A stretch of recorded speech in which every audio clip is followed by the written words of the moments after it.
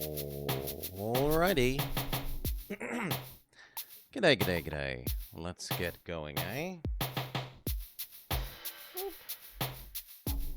No. This scene, thank you. Hello and welcome to the Bob Checks Out Castle vs. Castle demo. Which looks like it might be kind of like Arcomage,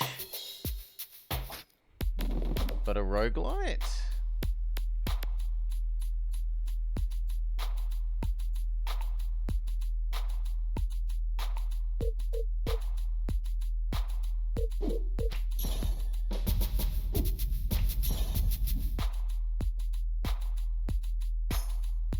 I guess Swarm is the only one we can afford.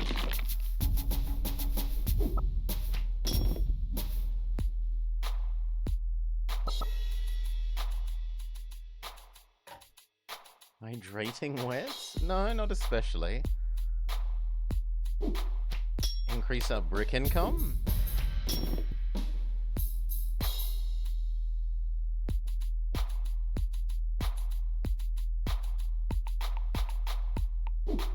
Okay. Spend 4 to make 8.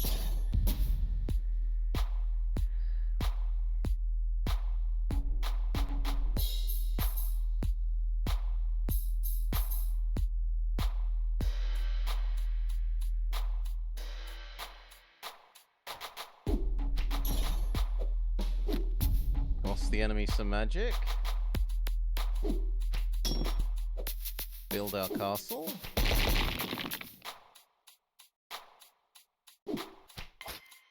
Increase attack growth. Oh god, yeah, this is so Arcomage. Except that there's no wall. There's only tower.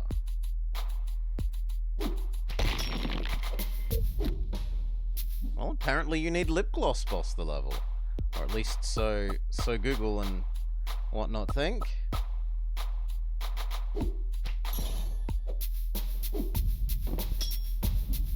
Ooh, there are walls.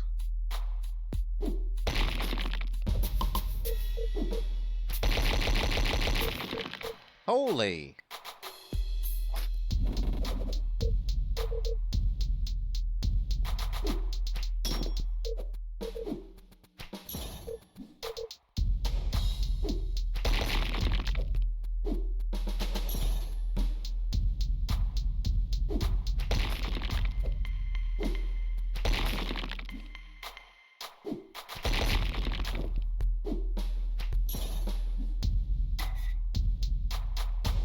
Probably de-weapon the enemy.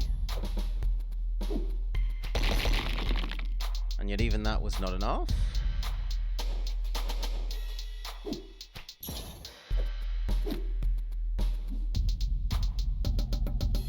De-brick the enemy, not that it's going to be a meaningful amount.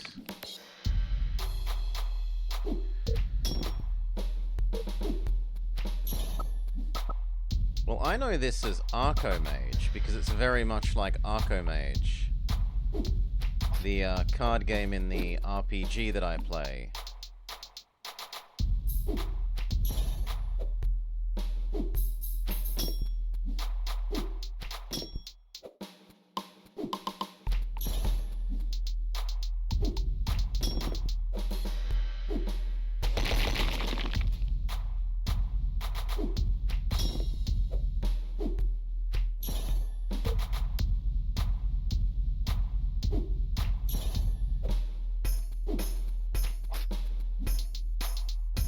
That's a lot of castle.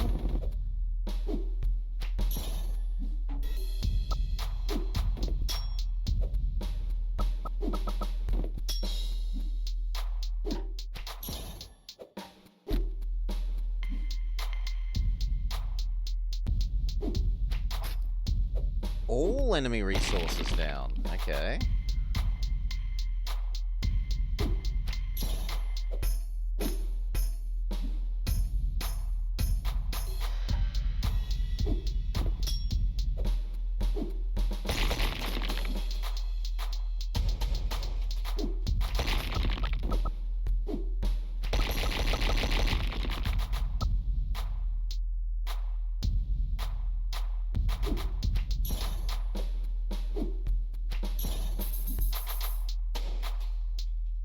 I can't play anything, so we learn how to discard?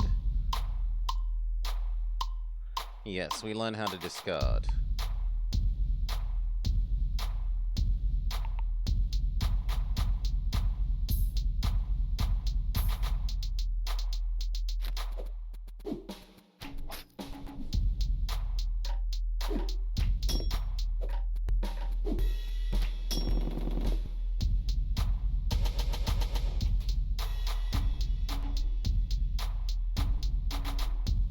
I guess the overly expensive card that I'm never going to be able to play. It sounds like someone's first attempt at making a MIDI song. Not to be overly harsh.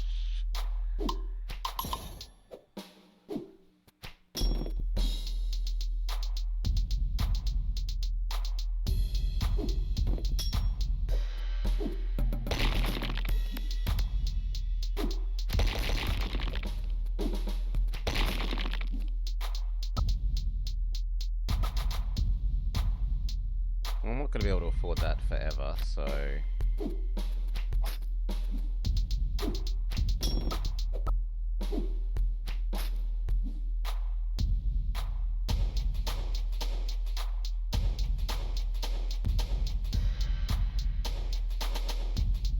I should get rid of sword ones. I'm never going to be able to play them.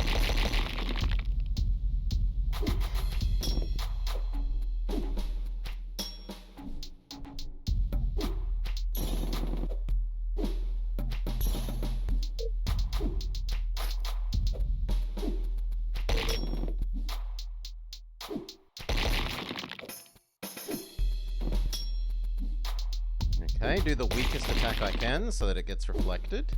Wasting the reflect.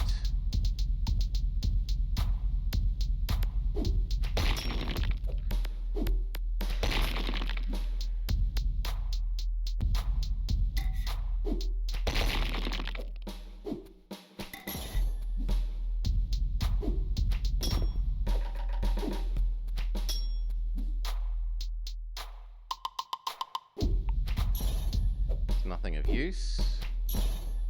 And they undo it. Okay, we find out if 20 is the magic number.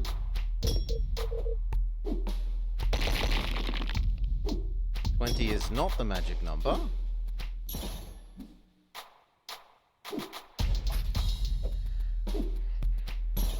This is the game. This is castle versus castles.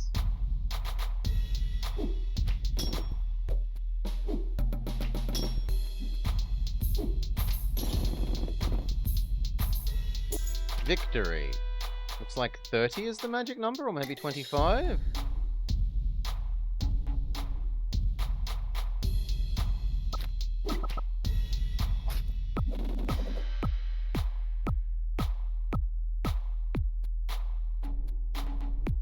I should wait 2 turns before using that.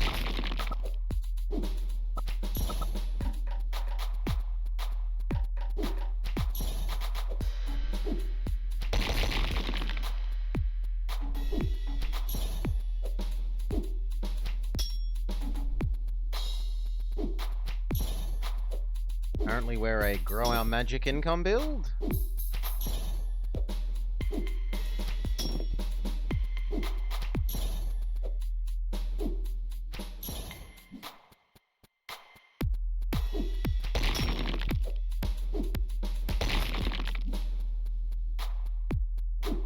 That costs him a lot of turns of income.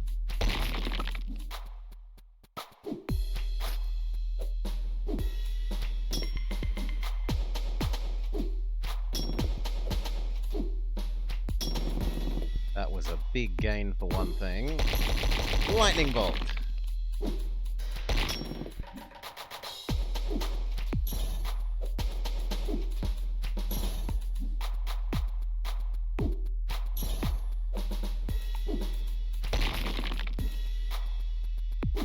Before he gets 8 bricks, cut them off.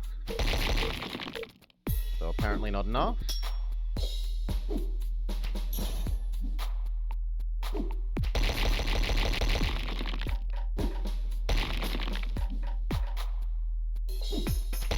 dangerously close to dying as well.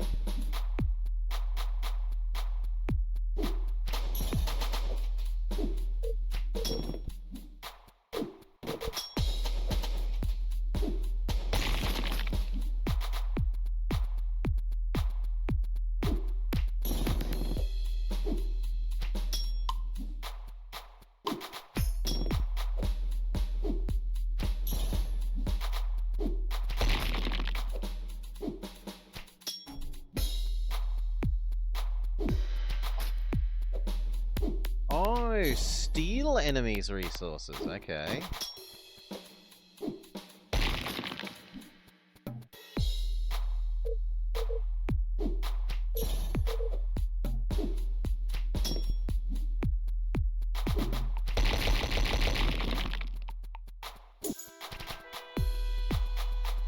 Blade. All attacks up by 1. Castle up by 1. Castle up by 1.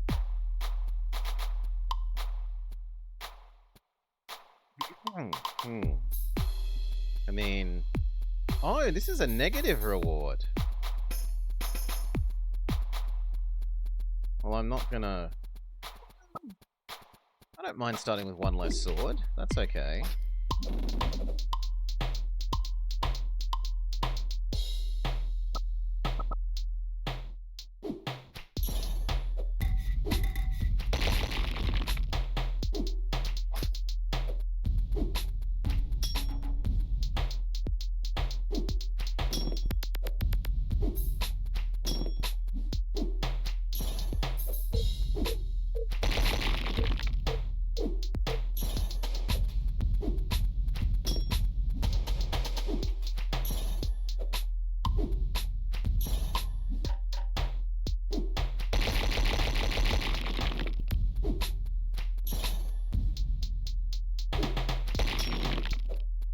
Close to killing them. Easy quick win. Question mark. Start with a mirror, that's nice.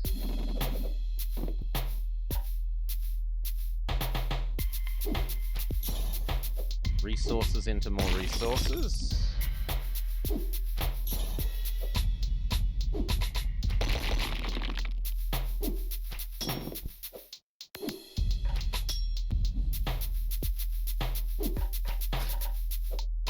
Salar.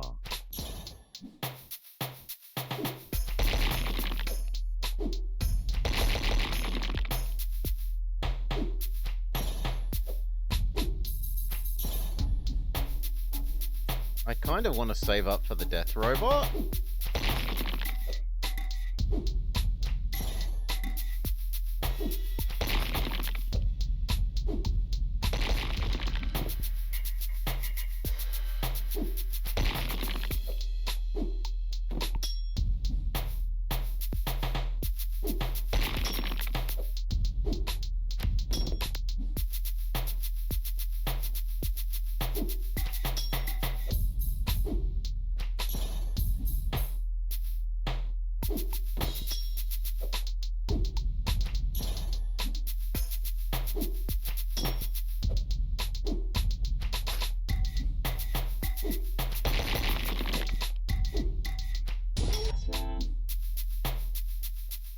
That's worrying.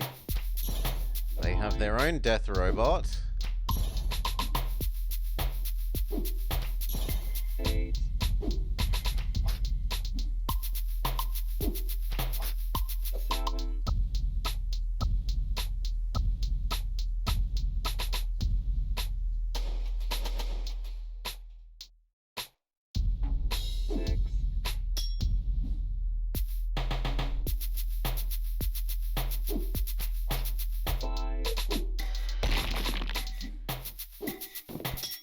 Maybe the blockade can block the robot?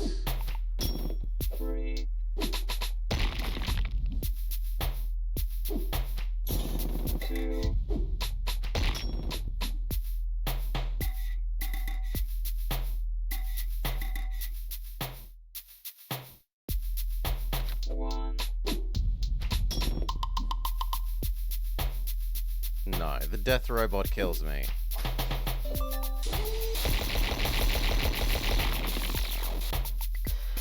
If I would one more turn's brick income, I could have tried reflecting the death robot, but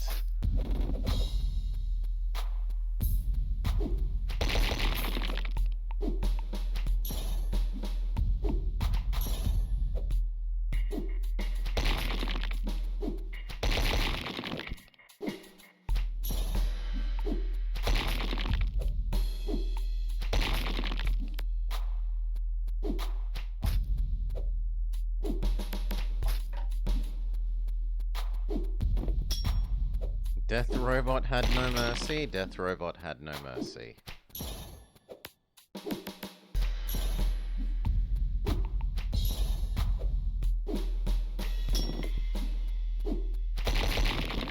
G'day, Maury.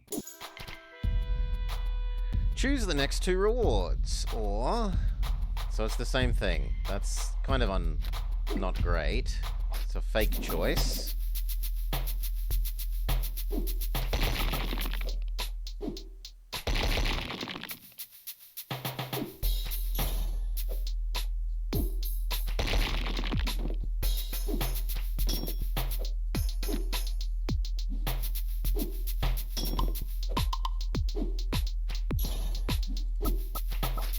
Income. Income.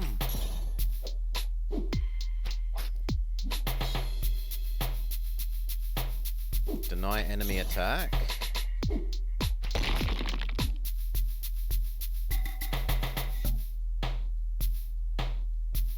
No. None of these are great. I'd rather get rid of that.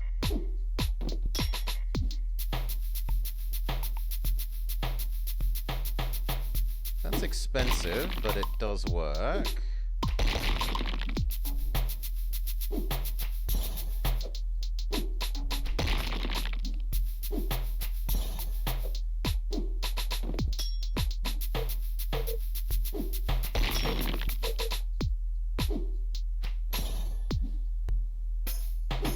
Income.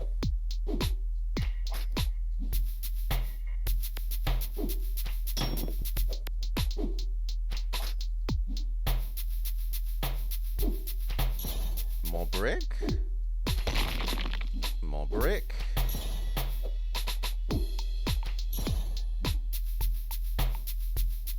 More magic. More income. I'm about to be able to afford the super... Oh, we can afford our own death robot.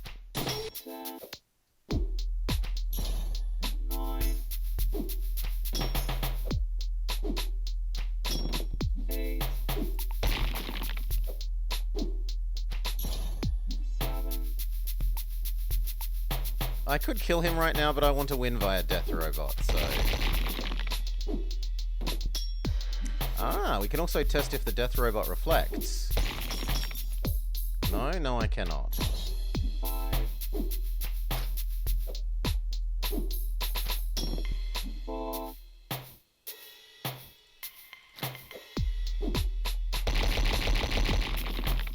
I'm punished for wanting to kill by death robot, but okay.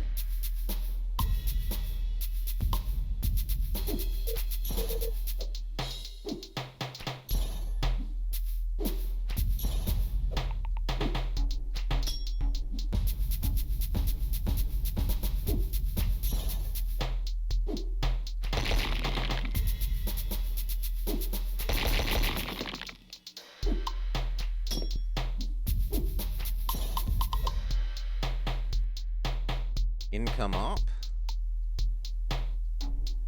Oh. Game break. Enemy's not going to take a move. No, it was just thinking.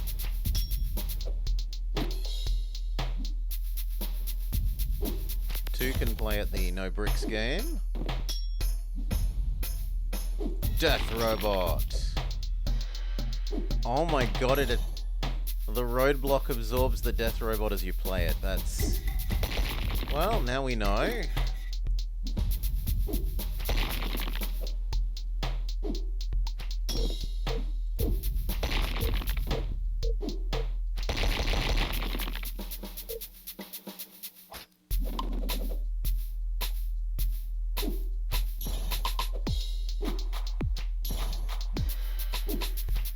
Magic income.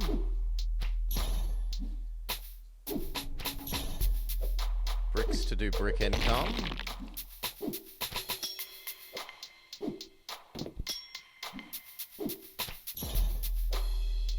I'm trying to save up for the big castle gain.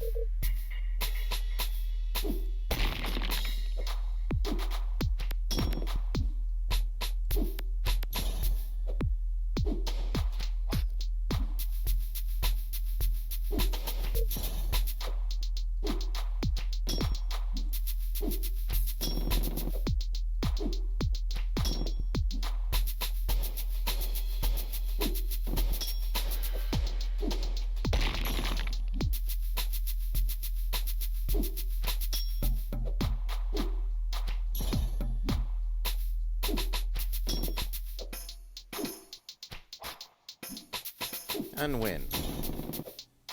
No, almost win.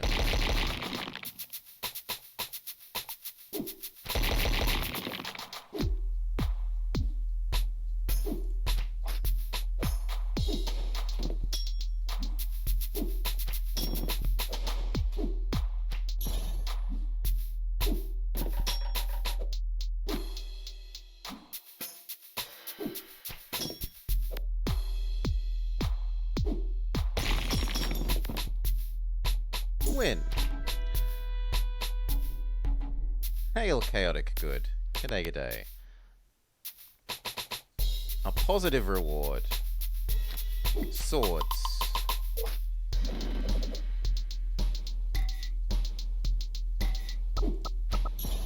I've got some good attack cards, so getting early weapons is nice.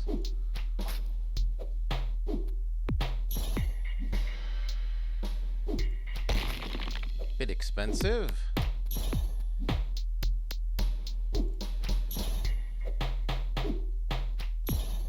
Apparently we're all about sword generation. It's a turn's income, but okay.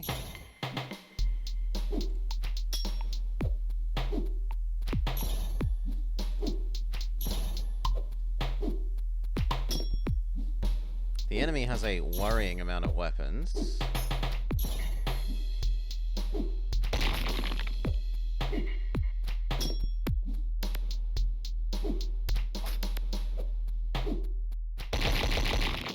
Yeah. Well, I tried to deny it by stealing their sword income, like their sword stockpile, but oh well.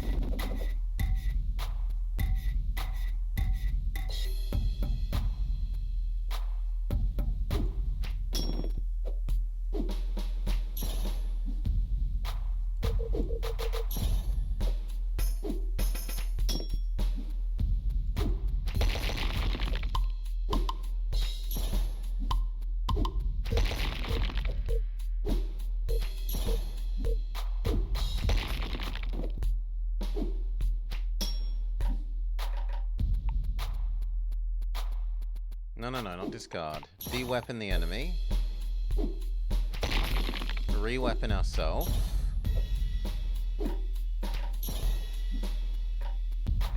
Steal the enemy's weapons. Shitty attack to get rid of the block.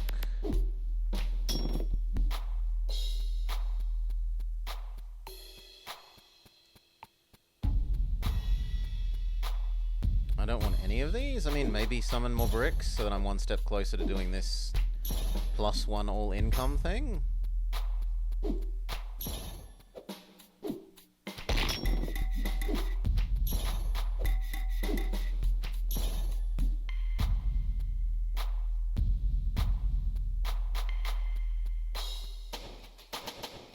Just do the little one.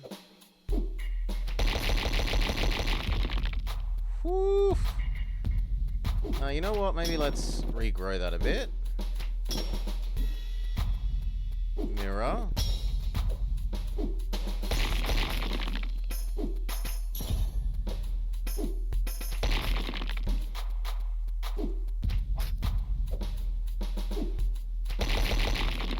They're going all out attack.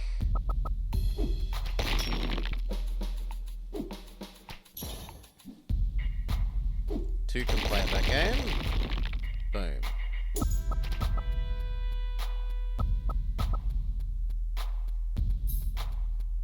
Starting magic income by 1, or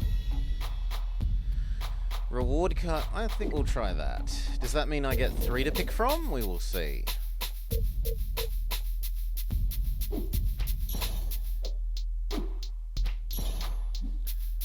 Magic into swords, swords into more swords. Swords into even more swords. Magic into swords. Kill enemy bricks.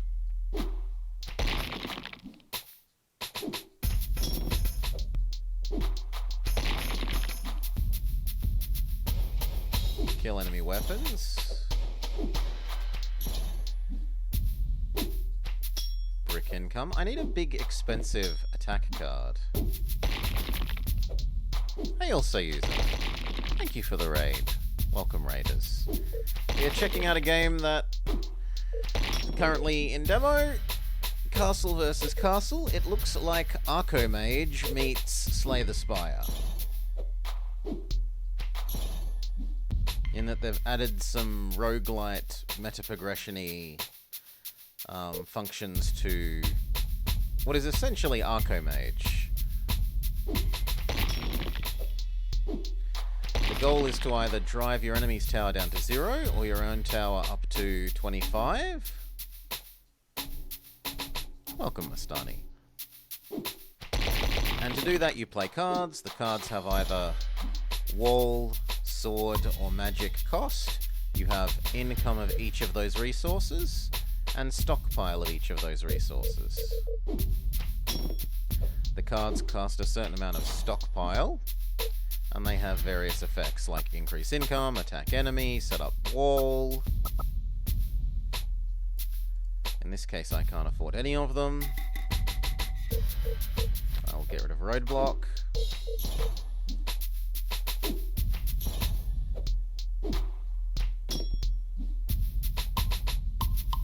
I should probably accept my magic income as garbage, and I'm never going to play that. The same for Cauldron.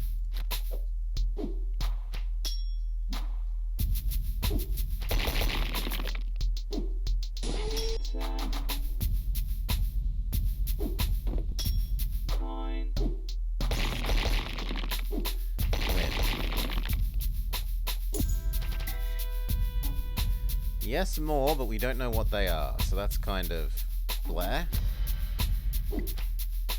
G'day, Dead Press.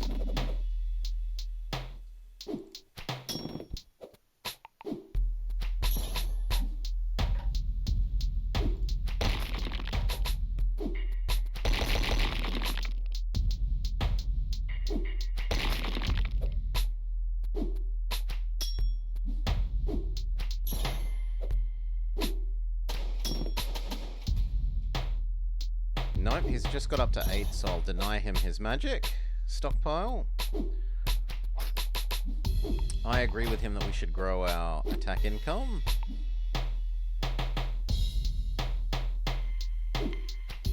Play the exceptionally cheap one.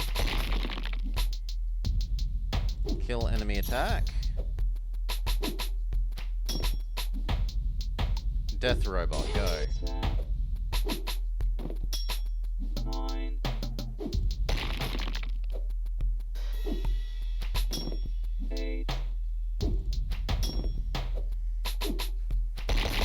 The title is hilarious.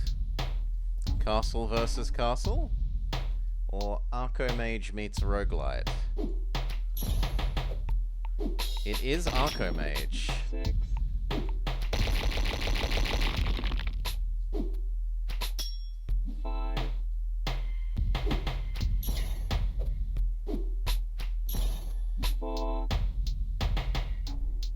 I'm never going to have the income to play that.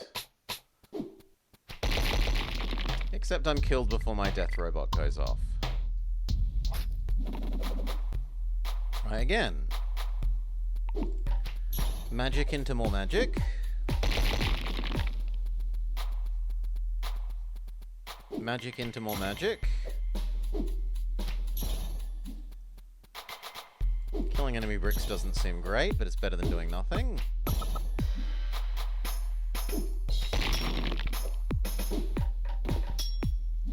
Use the crappy attack to get rid of his block.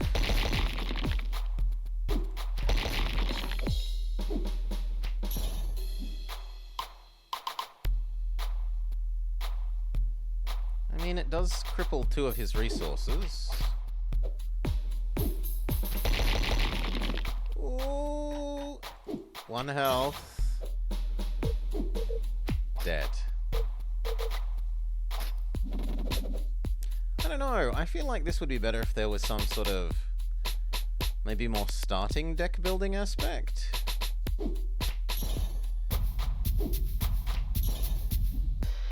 Magic is a lie. G'day, Mirage.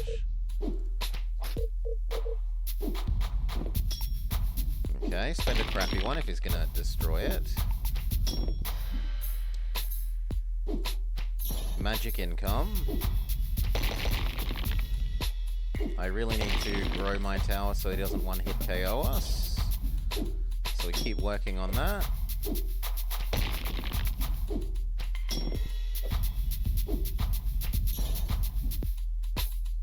All enemy stocks down by 4.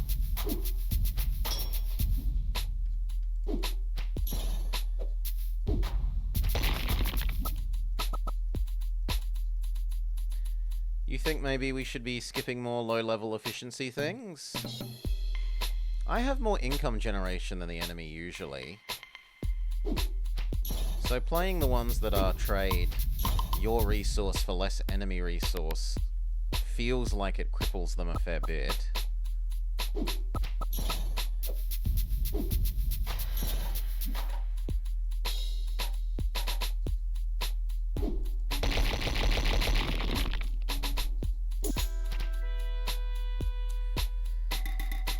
Oof. Sure. Weapons up by 1 at start. Let's just do an immediate bigger attack.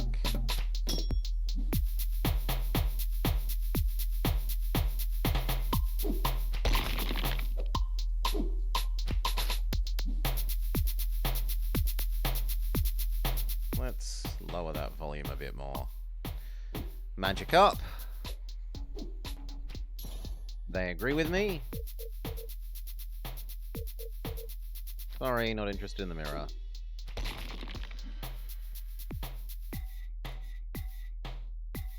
I don't really want to play block either. No.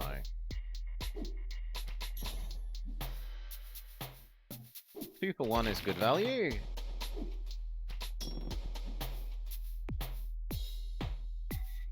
I don't want to play this at the moment. The enemy doesn't have 8.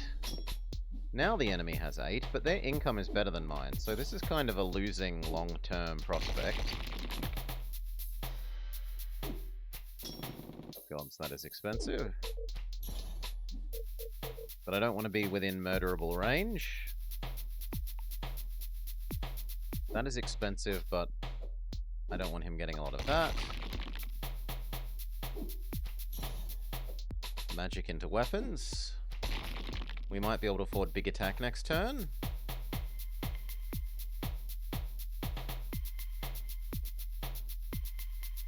I'm 1 short. Well, magic attack.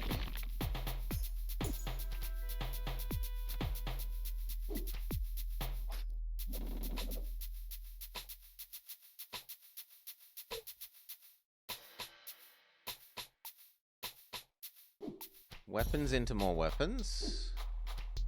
Weapons into more weapons income.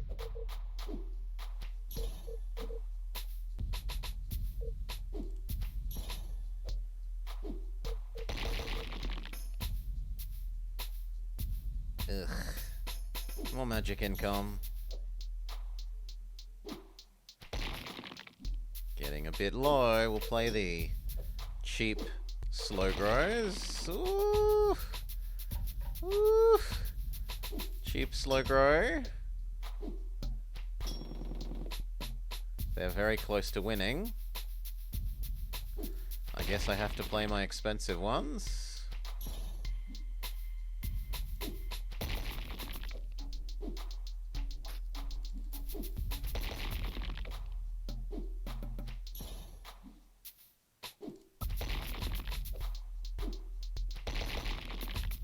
Murdered.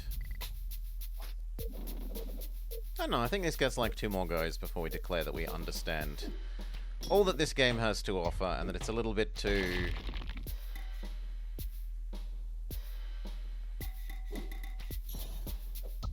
a little bit too what you start with reliant.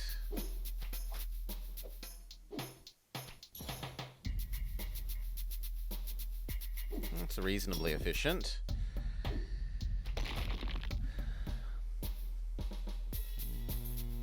You have none of that to deny, so I might as well grow my income.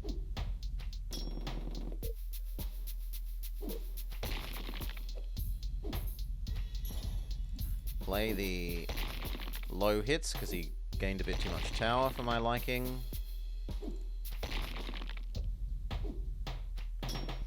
Also, I kind of like saving up for the death robot.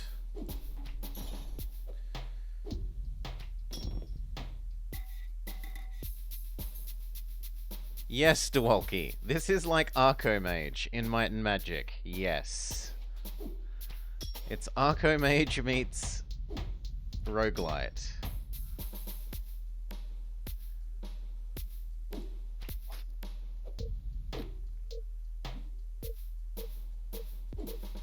Big attack, which at least gets him far enough away from insta-winning. Deny him attack because he could theoretically kill me. Although he could still kill me with a magic attack.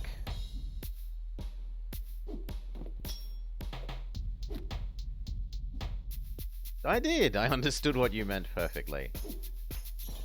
Magic into bricks. Magic into not enemy bricks. I'm trying to save up for the death robot. Can I have this and reflect? Yes, you can have multiple layers of wall.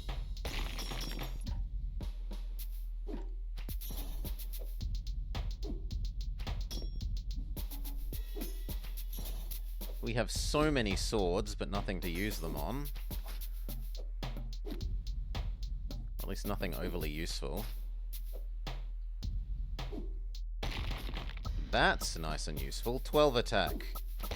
Boom! Knocked out with a singular strike!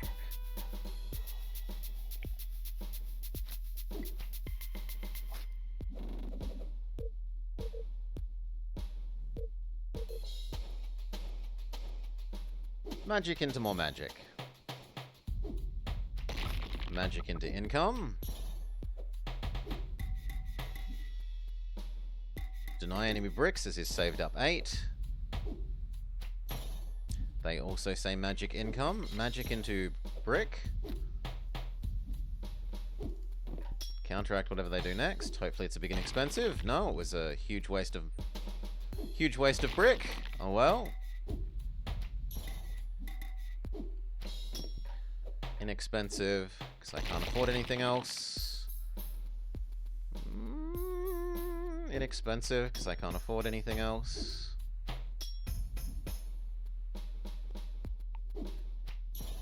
Sword into more sword. We almost have enough for Giga attack, and at 1-hit KOs.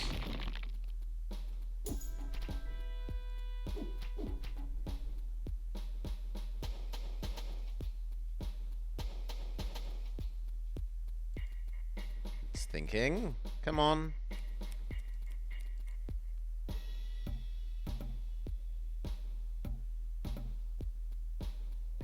Anytime now.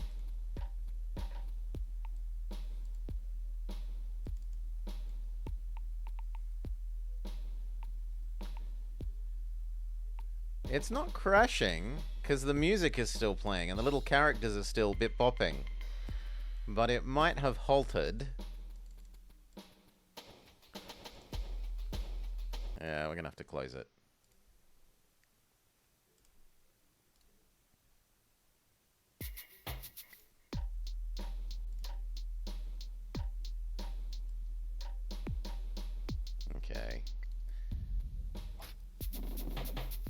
The game didn't appreciate being one shot. Hacks. No, it gets one more game, Mori. Then we move on.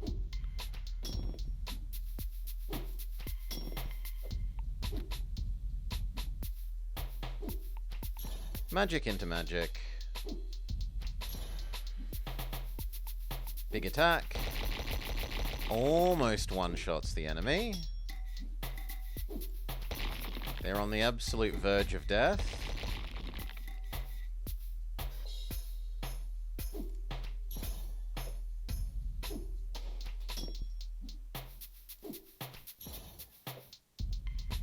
Come on, I just need, like, any attack. There we go. No. Oh, come on. Boo.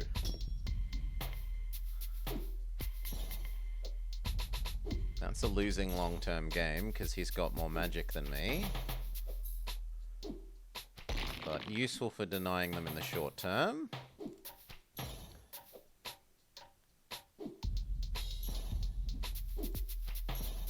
Now my income's the same.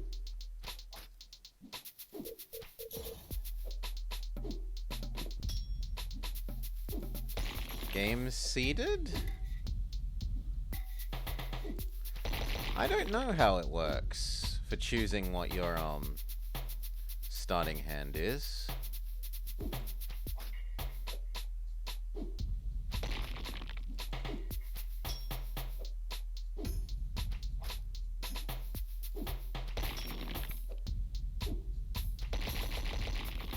I'm one-hit KO'd.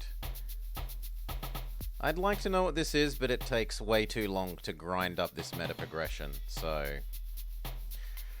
Alright, if you like Arcomage, and I like Arcomage, then this might be a nice little roguelite for you. But I think we've seen about what it has to offer, so... Enough for now. What else did I want to check out today? I also wanted to check out this.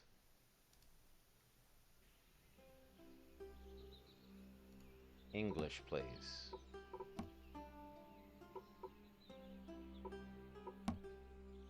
Window, please.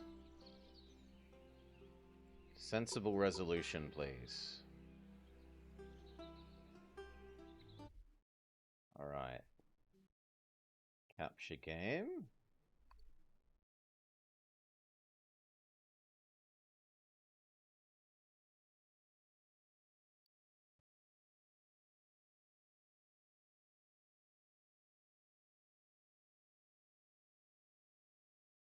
How do you spell it?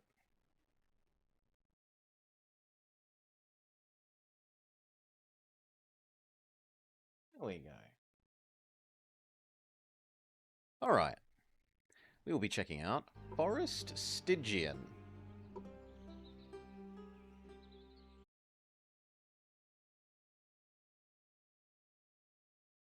Hello and welcome to Beware the Blobber. Checks out Forest Stygian. A card-based roguelite, maybe? The icon shows what the card does. To see what an icon means, hover tooltips. Cards don't cost mana. Instead, many cards gain mana.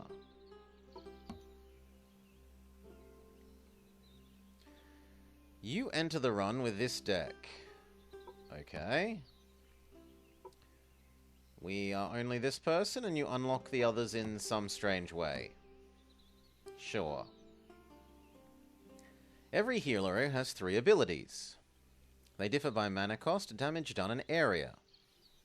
Some also gain a status effect. To see what it does... Yeah, okay, we use hover tooltips, I understand. Health, mana, me. 6 mana, 1 damage to 6 enemies. 6 mana, 2 damage to 3 enemies. 3 mana, 3 damage to the closest. That seems bad, considering the other 2. Unless there's a single high difficulty enemy? I guess? Also, let me rearrange my windows slightly. There we go.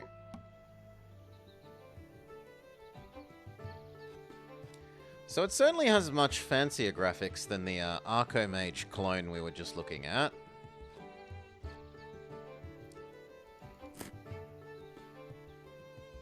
Okay, health cannot go above maximum health.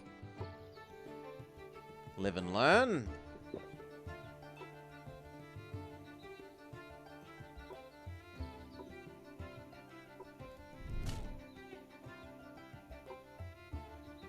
I mean, why wouldn't I just keep doing this?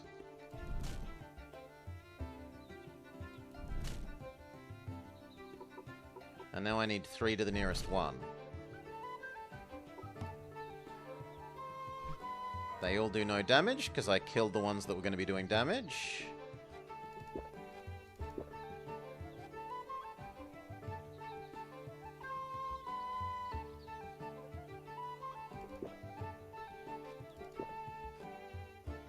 Ah, these don't stack.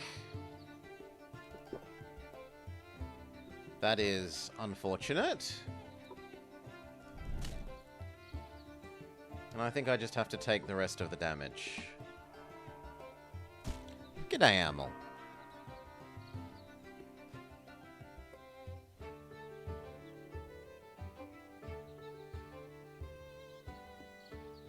But I don't have 6 cards in hand. So I think I'd rather do that than this. And then find out if this survives between turns.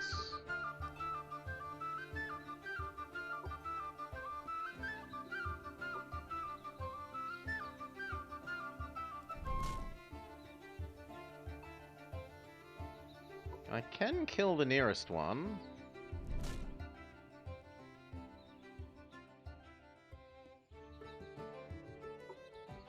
Okay.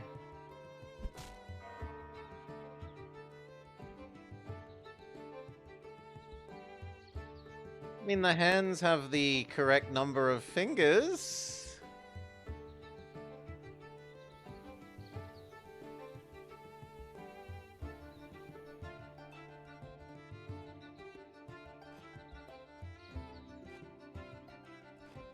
Okay, the one that then provides more of a bonus to the next one of those. Same deal again.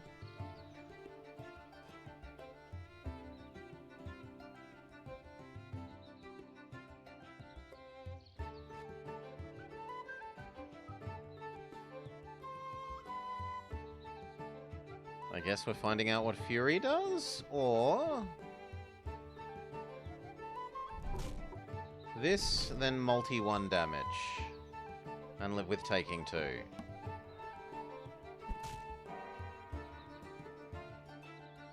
Now we could play the 6 card in hand one.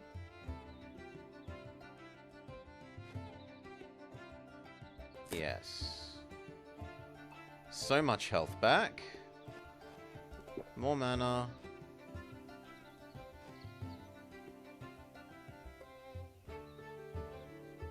I think we wait and next turn get double the 6.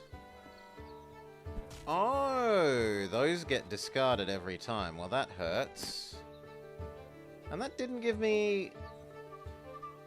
oh, it doesn't apply because this did too much. My bad.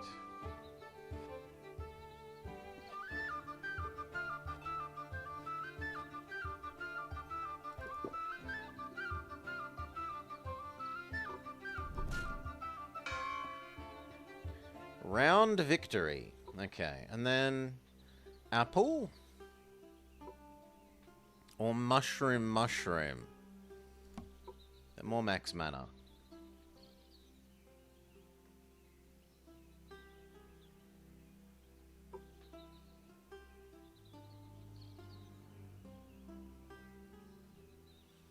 Your attacks attack twice as many enemies?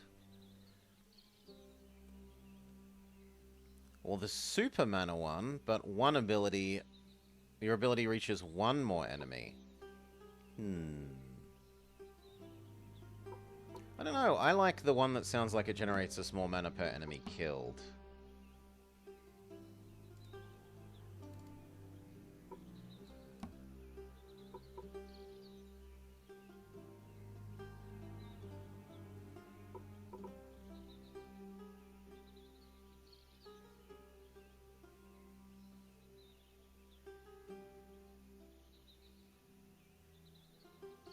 Retain? I like the sound of retain.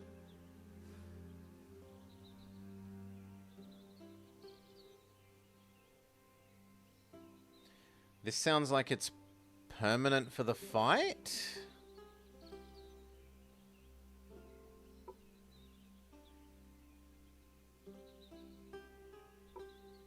So do I want more cards in hand, more cards in hand, or more cards in hand? Is really what this is asking me. And then, do I want mana or health from playing it? Let's go with a mix. Most enemies have passives. Golems take 1 extra damage. To see a passive, hover over the enemy. I'm hovering and it doesn't do anything, but... When he's not at full health, he takes double damage.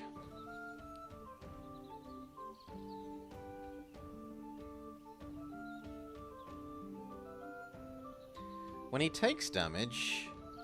Ah, so this one you want to damage, this one you don't. So this fight is about manipulating who you damage or not.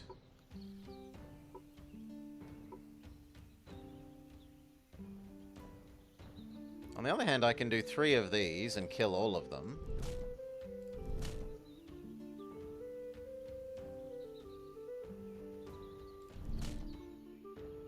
And then the 3 to the front one.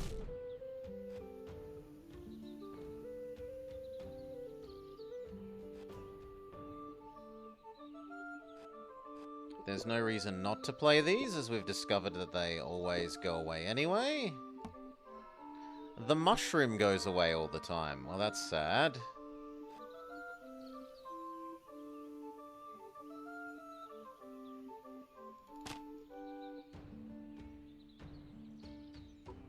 So now my attack for 3 can hit 2, which is slightly tempting. Or my attack for 2 damage can hit 4, which is probably mathematically the best. Yeah.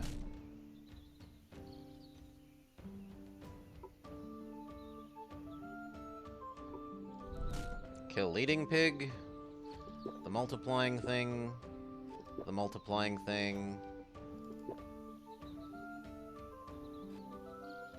We don't know yet, Dwalki.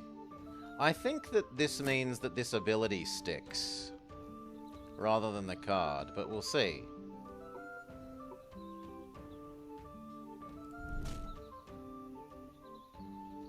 And then I can't afford to kill you two, but at least you do less damage because you've been damaged.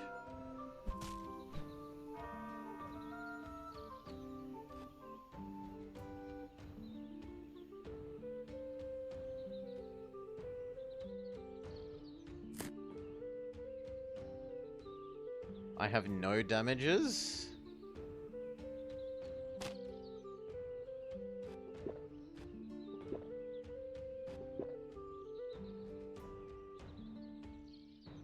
I mean, the flat 1 looks pretty good. It's doubled to 2.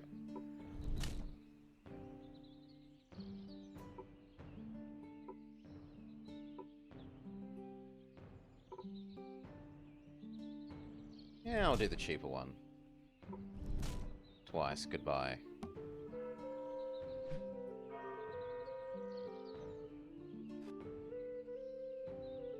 Maybe it means it's kept in the deck. Although this is apparently a discard pile and not a deck.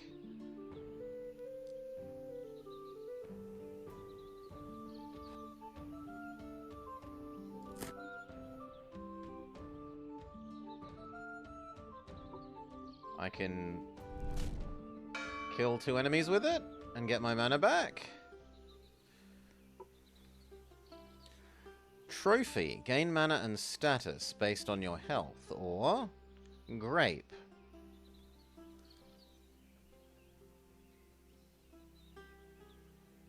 Next mana gain is doubled is tempting, because I'm not really a health character. On the other hand, stretching my ability to hit more is more tempting, so this way.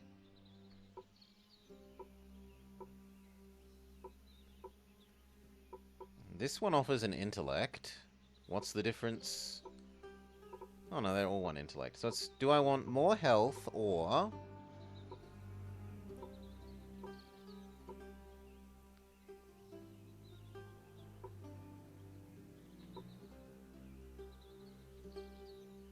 No, I probably want damage. I choose the damage to more people one.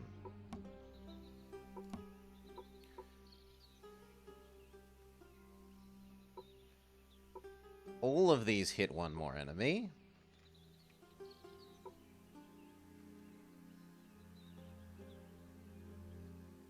Per 5 mana missing. +1 mana and stretch. What is stretch?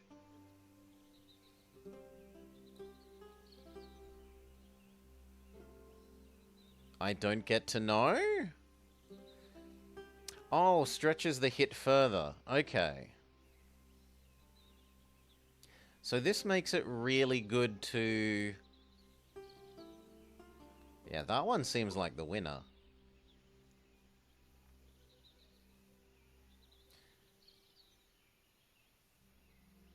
Although this one's +3 all the time. So this one's +4 if I'm empty, whereas this one is +3 universally. I'll go with the universal one.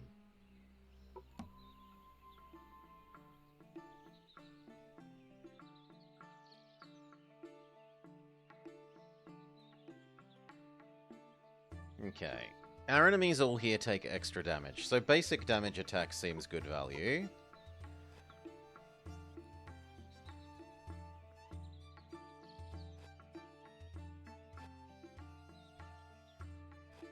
There's no need to not play these, but first we should use our stuff, so... Boom. Boom.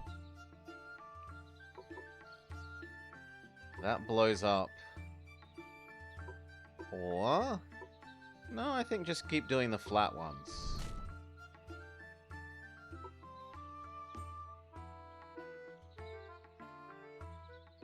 Now I'm more sold on doing this one to kill the second one.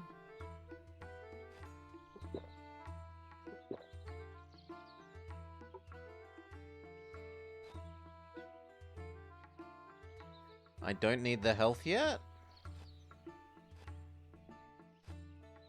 Hail Decoy. The Arcomage one was a bit shallow, but I still liked it because I like Arcomage Decoy.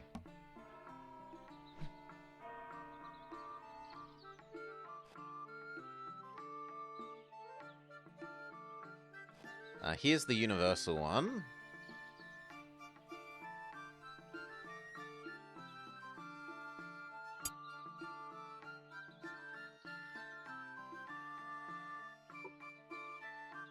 So now our 2 damage can reach a bit further.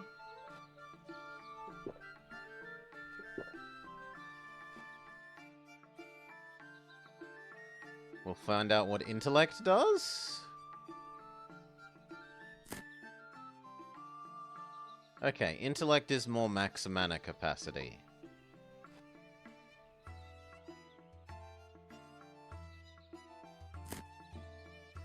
And now I want to kill as many as I can in a single hit. Which is at least 2.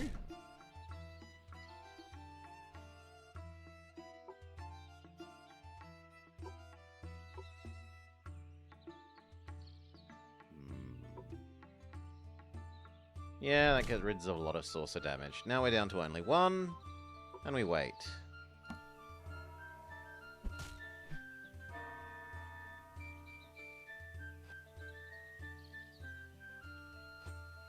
You, health, then you.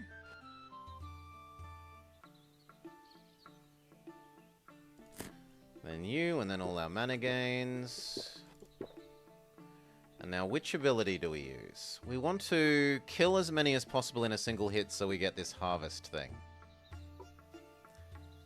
That kills 3. That kills... That only kills 2. But the difference is only 2 mana.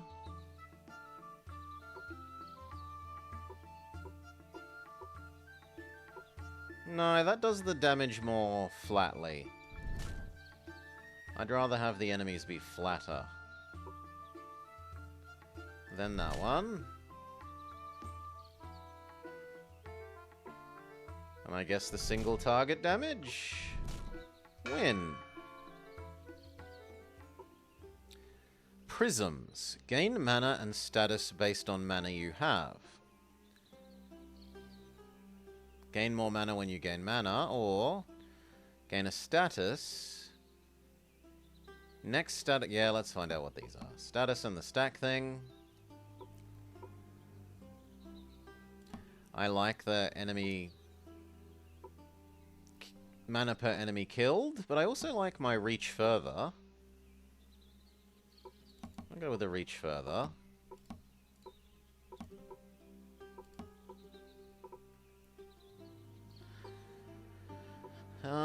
Probably the max health. We are a very low max health character.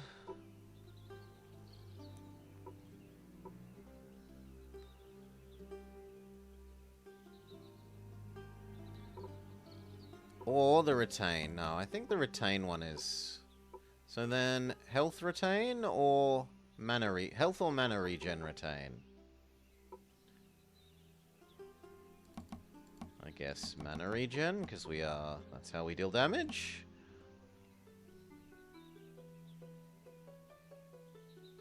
Takes half damage rounded down. Oh god, he literally takes 0 from our basic attack now.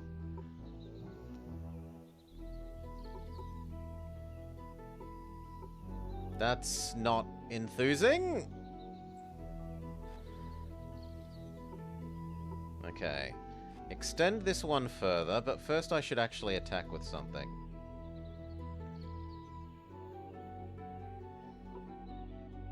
That, because it will pay for us doing this. Now I can do that. And that.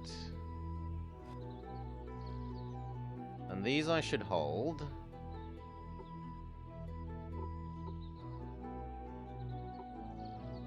That blows up 2 more gargoyles, so yes.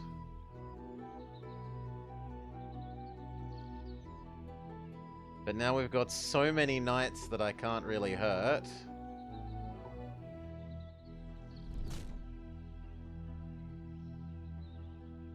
And I think I saved the... Well, if I do one more, I can kill off this current source of damage.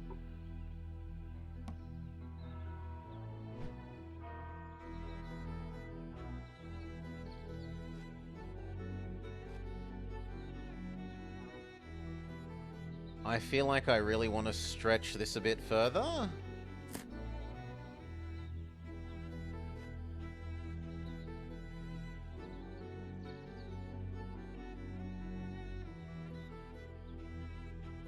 Does double stretch work?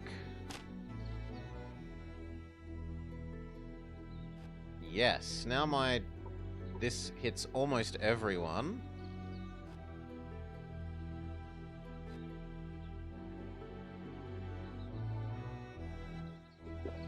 Increase my mana gain, mana gain. That at least gets the gargoyles. And then I'm too poor, so we wait.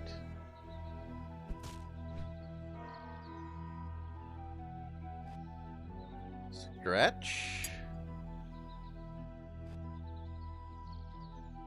Stretch, stretch.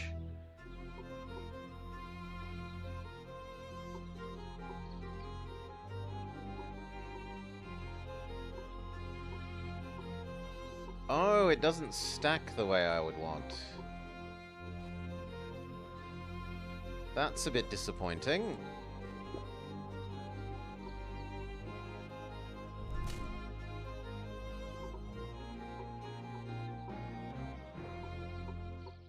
And that one's just strictly better at the moment. And then I'm out.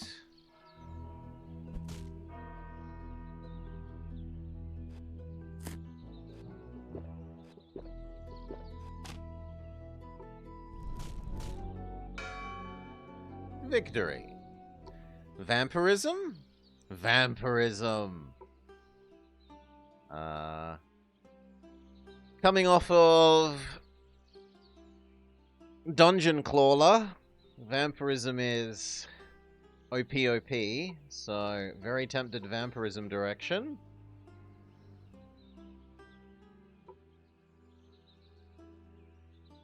This one is bad, but I feel like the Vampirism is good, so we go that.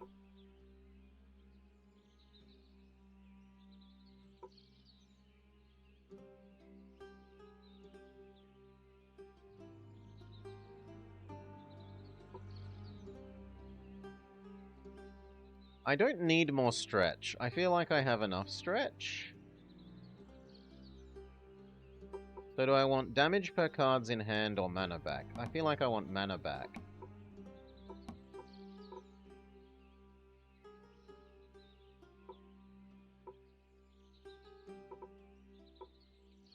I probably want the retain one.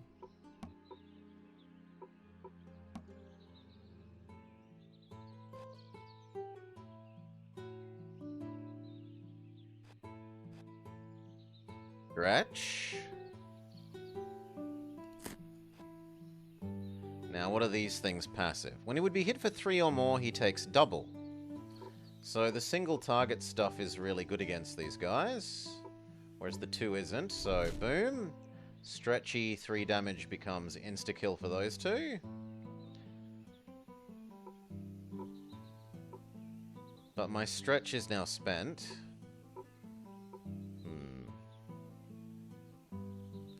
Ooh, enemies that regenerate.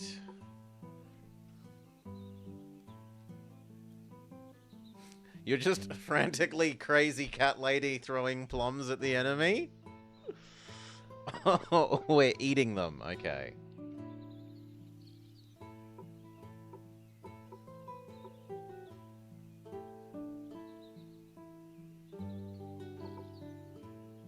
I need to get rid of you.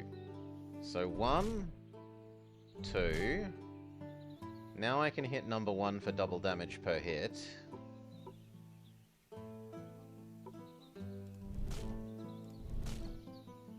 And I think I just live with taking your 2.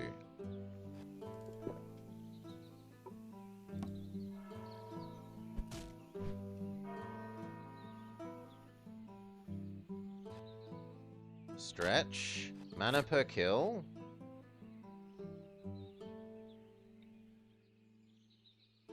The next time I'd gain mana, gain more mana.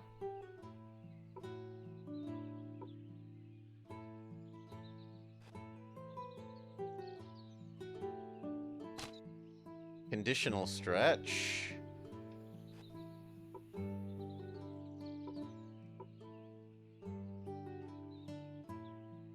I think the 2 is the best bet. 2, 2.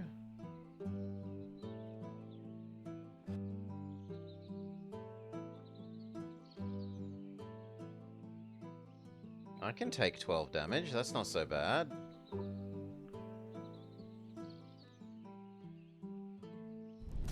Or I could blow up man number 1. That really minimizes incoming damage. Yeah, I think that's enough.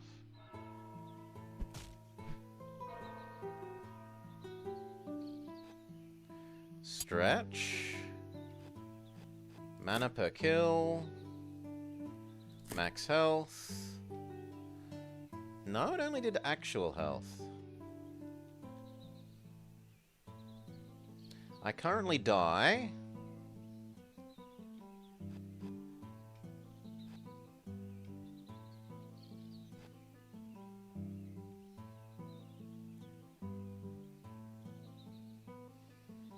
Sure. Vampirism. And then do a whole lot to gain 3 health back. Or kill 2. No, I like that one. I like the flat damage.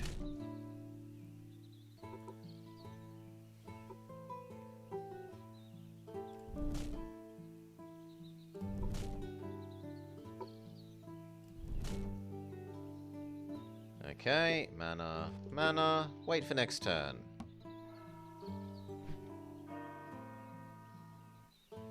We're at the end, so we don't really need to worry.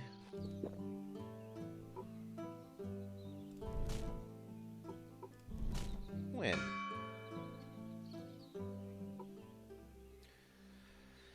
Gain health and status retained, or... Next mana gain is increased by number of cards in hand. Mana gain is proportional to mana missing? I like that.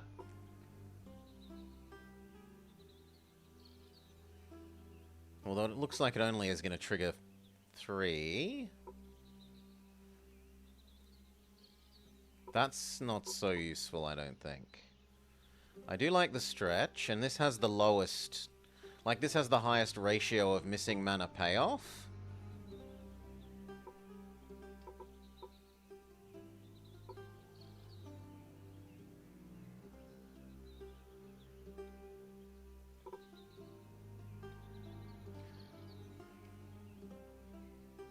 But the increased damage is probably the strongest effect.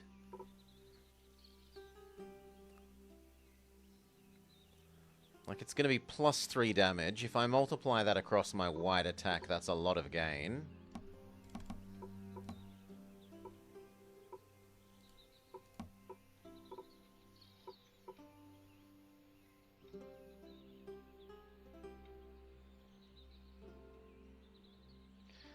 Per 3 mana you have gain mana? That doesn't seem good. Like, if you're on 0 mana, it does nothing, and if you're on full mana, it's also useless.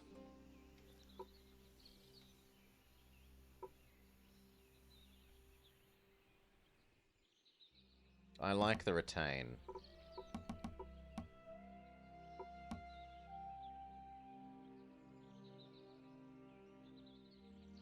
She also heals all enemies for 2, so kill her or life becomes unpleasant. Stretch.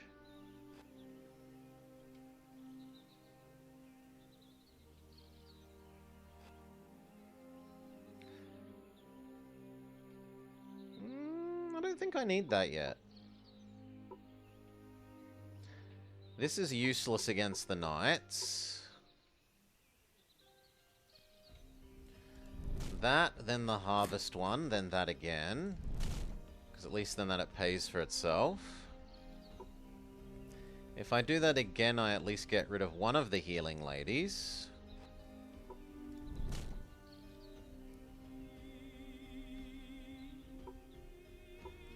And I can blow up the leading one and no damage to me.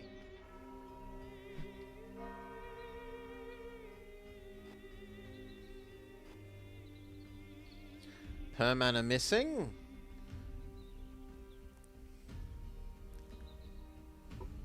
So I should spend this first? No, I think I do that. And that.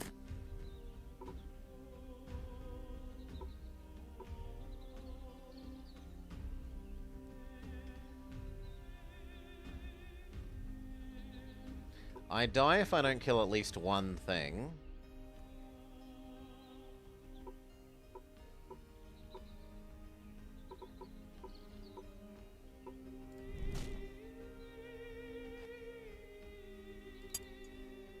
Now that one. My bonus damage. And stretch. At least comboing somewhat usefully.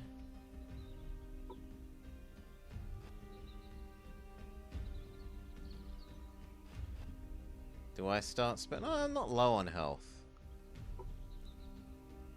No, I'll take a turn's damage.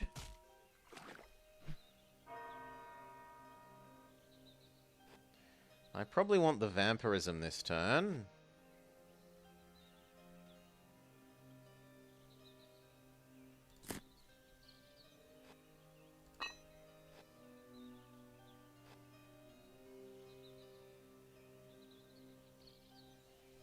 I probably don't want to spend more cards, but I do want the mana back.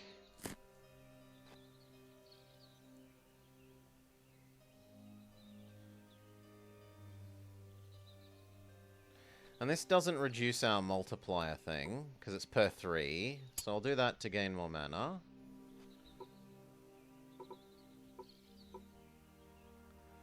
Ooh, yes. 1, 2...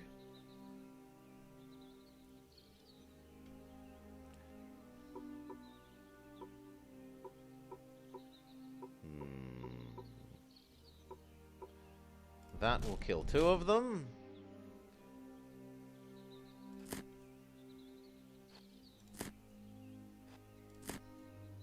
But I should have life gained first. Because now these smack me and I die. Okay, my bad. Death!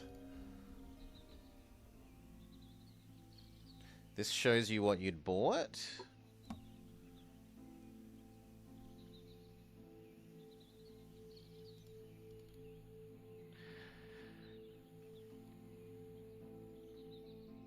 I like that. We have Vampirism and Mana Vampirism.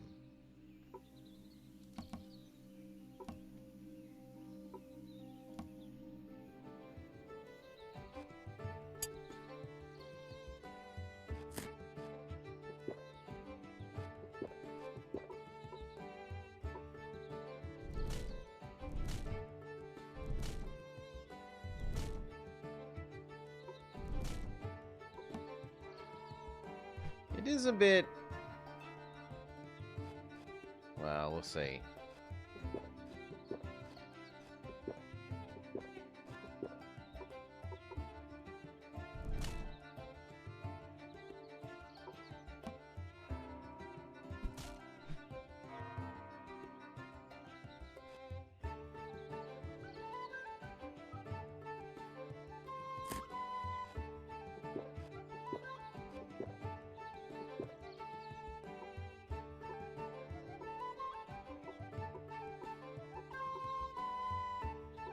Six versus 6, it makes no difference. So I'd rather do the flat damage.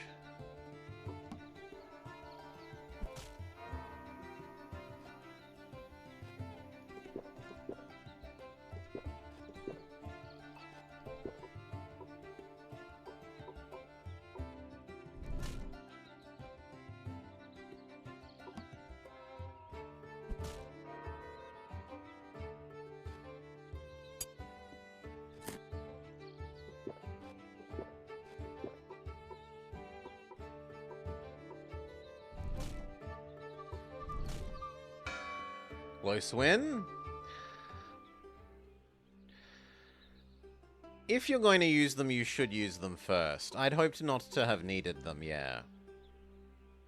Tome. Yeah, we've not seen you. Let's see what you do. More Mana Vampirism?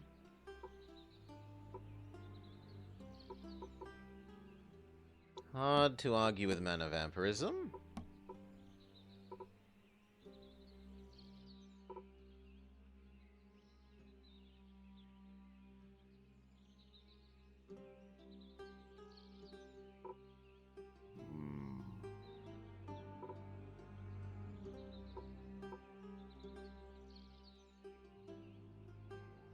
The mushroom is more immediate.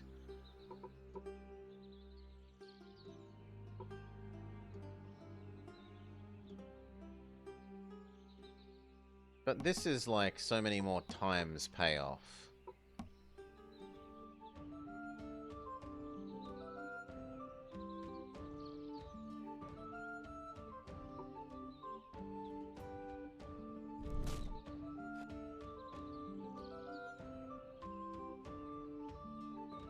I don't need the vampirism yet.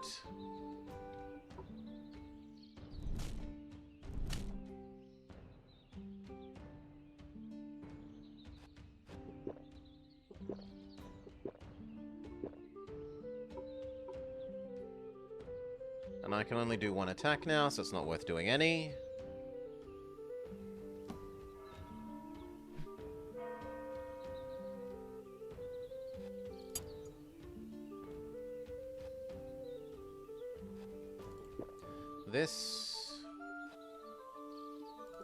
this, and then I have too many of the multiplying things.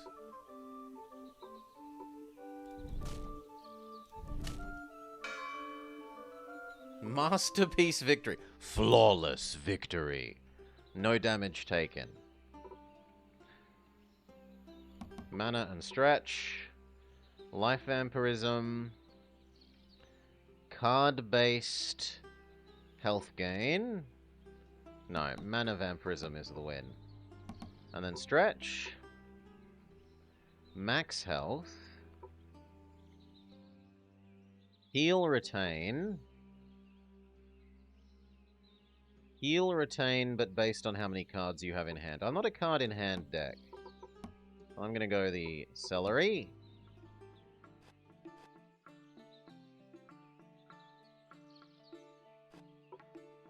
What do you do? Okay, so you're like the knights, but you're just off-flavor knights.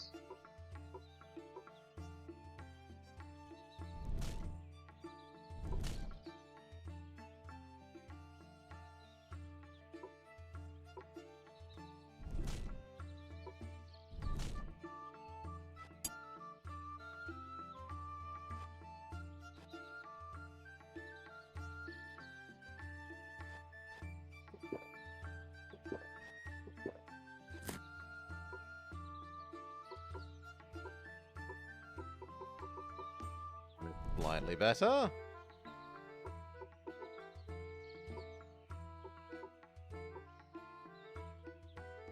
I think I'd rather soften up the last one, and that'll do.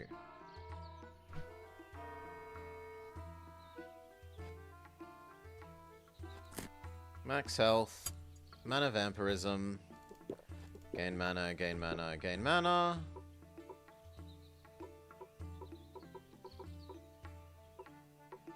Would I rather hurt the rear ones or the front ones? The front ones.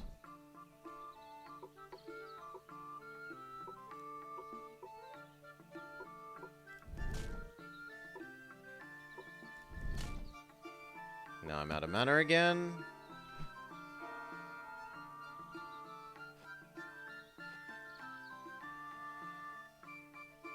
Mana vampirism. Multiplier. Gain. Gain. Even more normal vampirism? And I cannot afford anything other than you.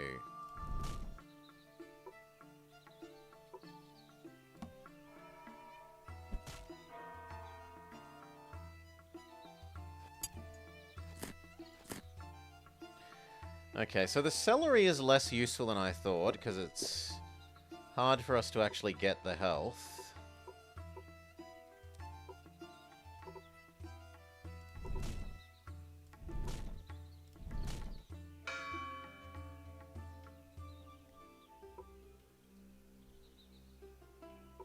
Ooh, more card.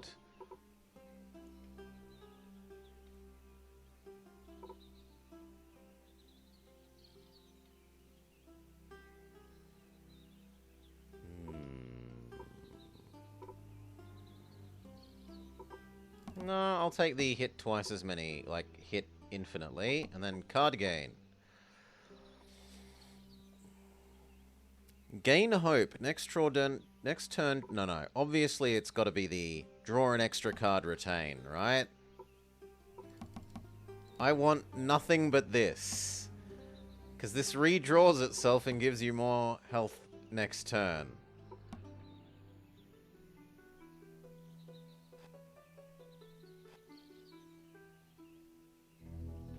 The gain 1 health. Ah, it's actually just heal 1. Okay, so that's less useful than I thought, but oh well.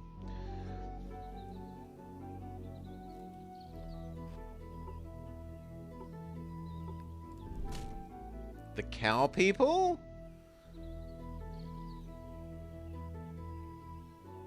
Ah, they grow if you don't kill them.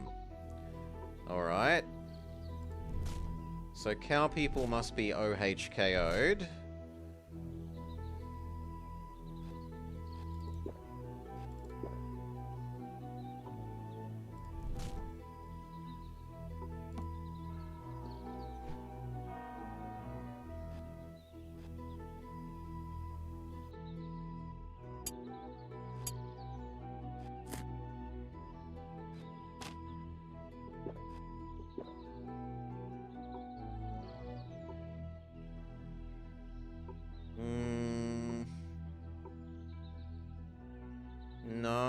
think I can't afford to do... Well, I can afford to do the flat.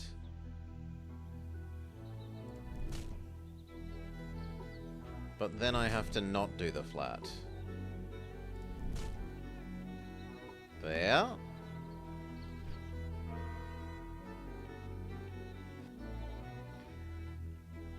Health vampirism, gain 1 health, mana vampirism, mana vampirism, mana vampirism.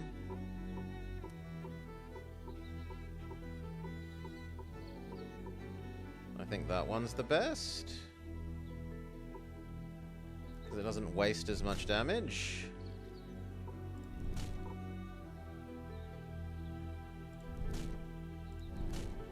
Okay, and then Plant Person is only trying to keep Plant Person alive, but no.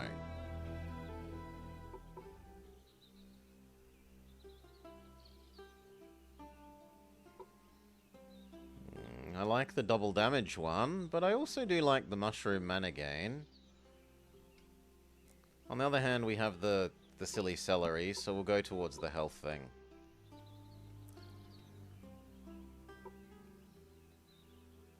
Card draw? Card draw.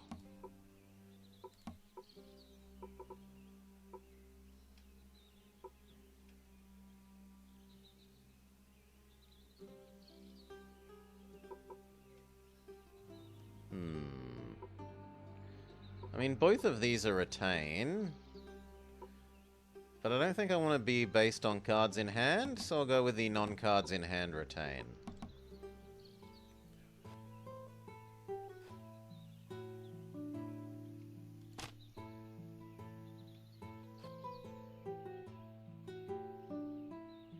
Cat people.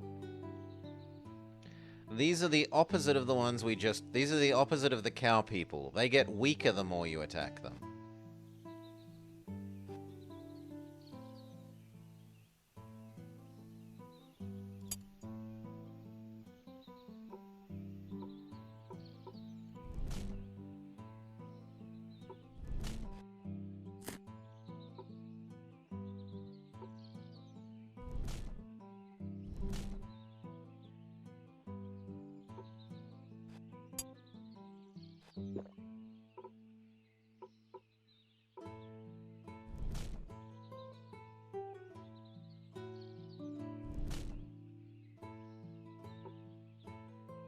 No, I just have to face tank you.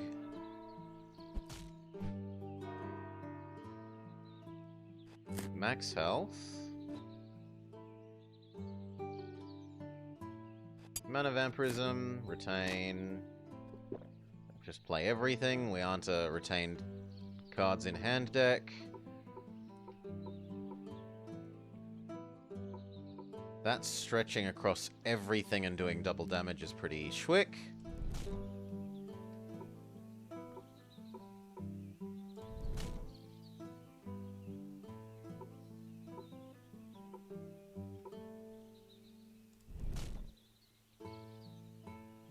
I can live with 5 damage from you, friend.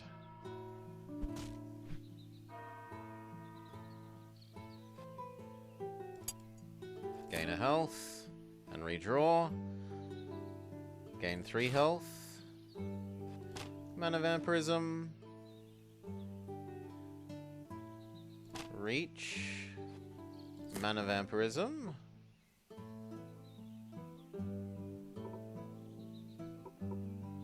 No, everyone for 2, rather than 2 people for 3.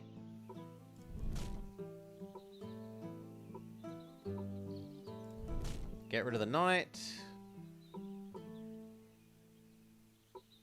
And then do I multi-cat, or do we... We do that one, we do that one, and we live with the knight hit.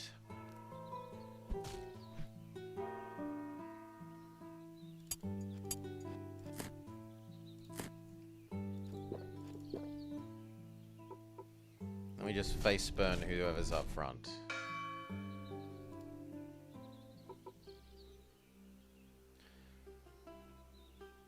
I like the reach double as far.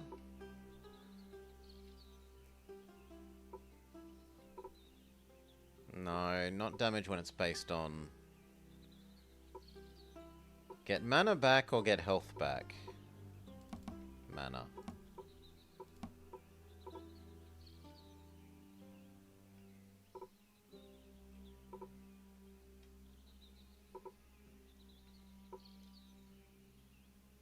Max mana or absolute mana? Max mana.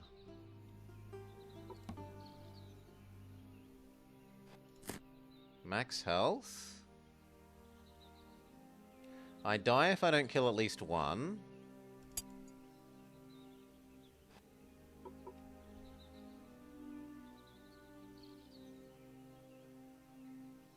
Half damage take but round up. Unlike the knights. So I'm kind of okay doing the flat damage one.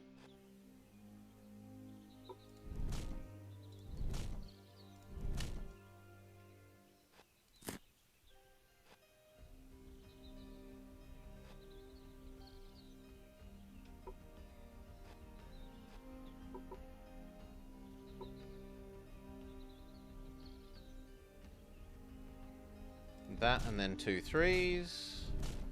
And we're happy.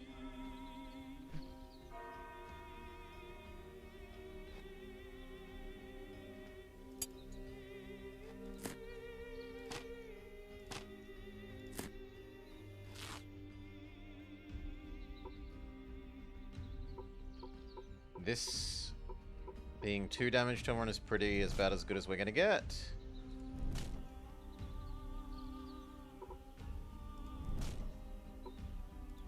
And I just have to face tank these two.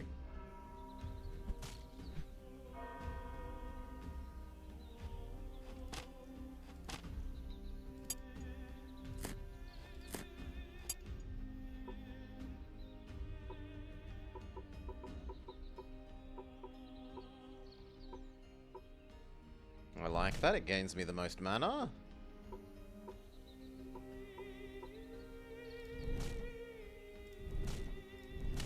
Kill off the druids, otherwise they heal.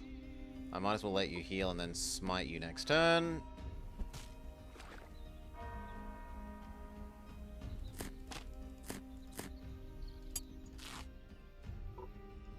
Face damage for you. We've unlocked a new hero, Barbarian. He's the reverse of her, where he has health, not mana. His ability is a lot more expensive.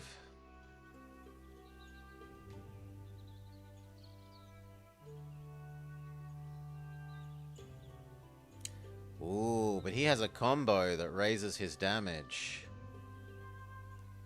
So he does this like once or twice and then that one and just does like 4 damage to the nearest 4 enemies.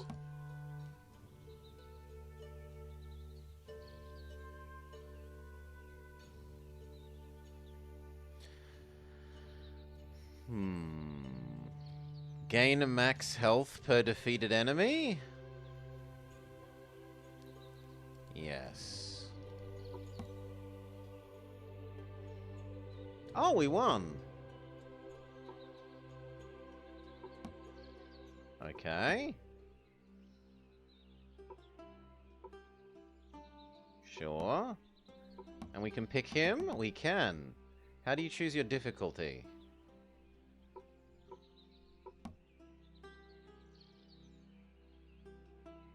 And this kind of looks like it's a deck building thing. It's weird that this feels like you should hover over it. It should tell you what unlocks it. No, it doesn't seem like there's a boss, but maybe that's because it's... Well, we'd see.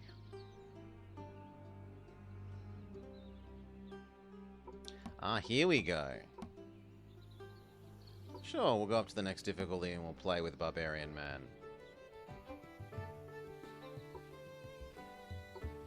So...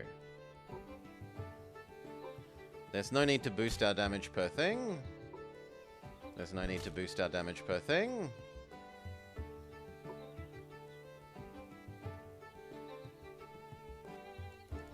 This, that.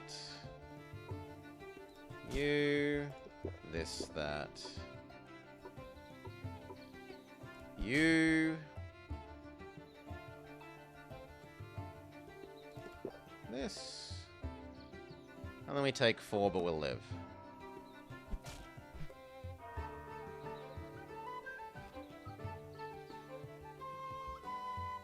Next thing does 1 more damage. Multiply mana gain, gain mana.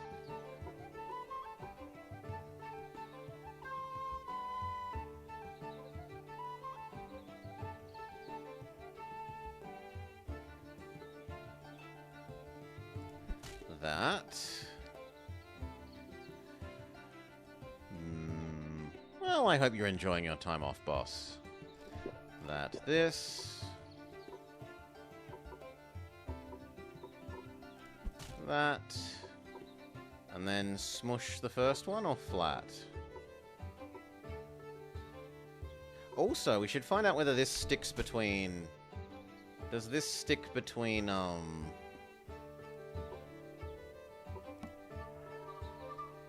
between turns? Yes, it does.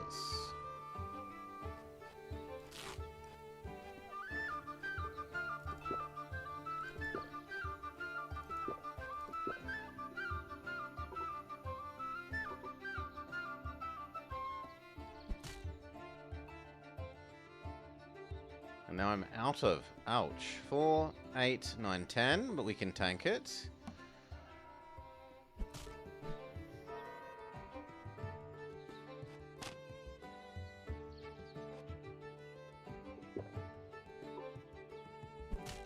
The flat 1. Bash 2. And then we've won.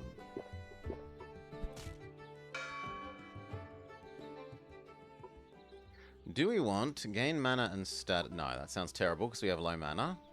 Health sounds useful.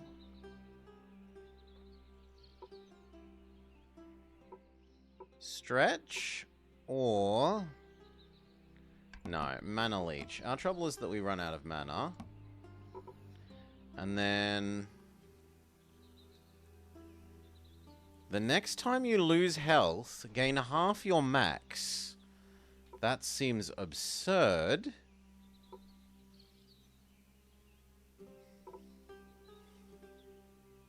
And we would like to trigger that more than once. So triggering that multiple times, up to 4 times, seems really, really strong.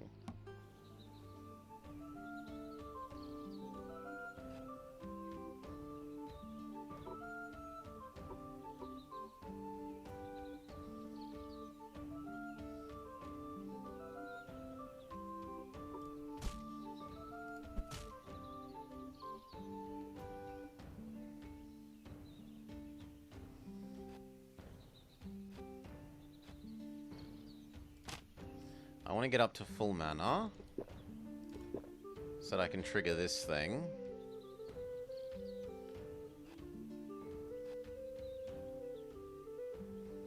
It's only going to trigger 3 times, but 3 is better than none.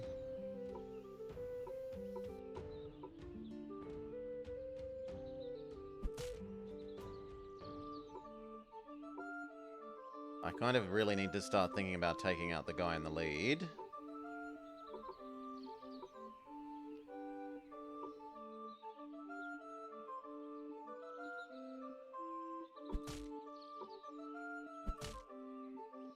Okay.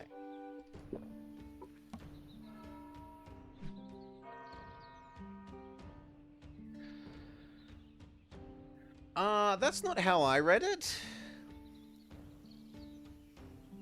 The next time health is lost, gain half as much max health. Oh, okay.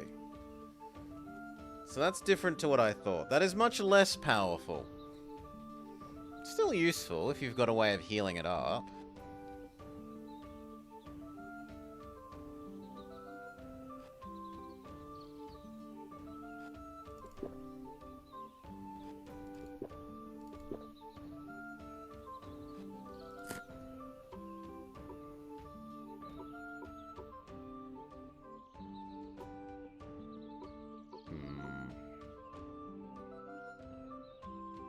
No, that seems alright.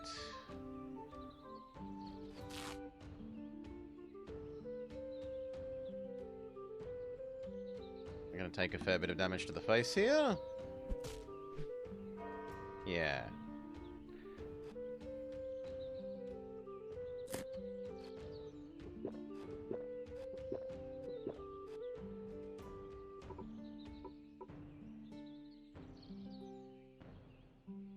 Flat. Damage boost. Flat. I can tank 3.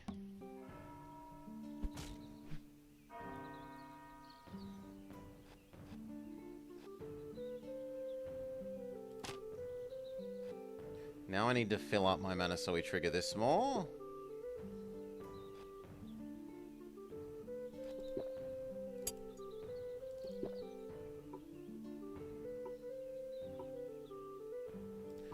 The flat one so that it multiplies across more. Multiply across more one. And I can't do anything.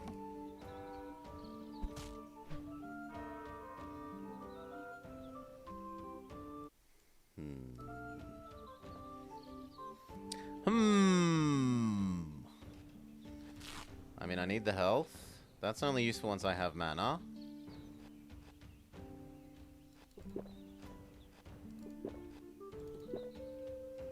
So wait as long as I can before using it. And I need to kill thing number 1. Okay.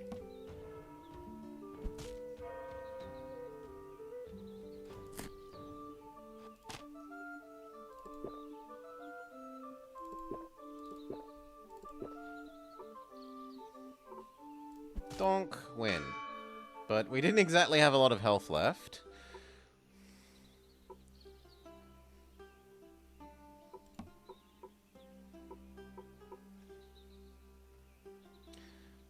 No. Damage equals more mana. Sounds best.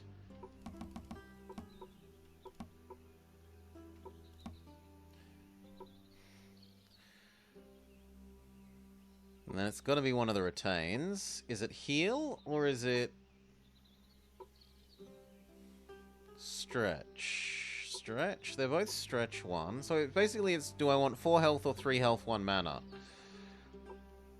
I think I want the mix.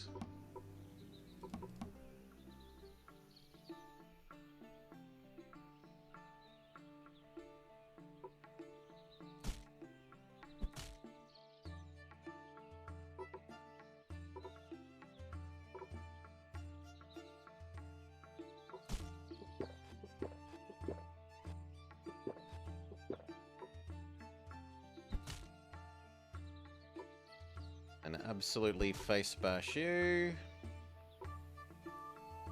Face bash you, and then we're ready for next turn.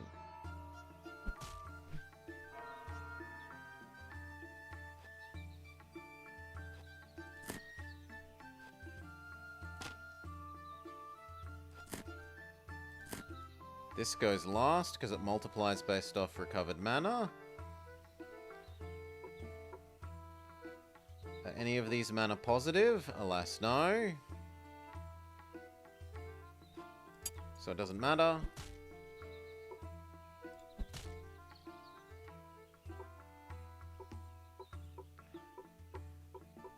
This is... I like getting rid of the goblin.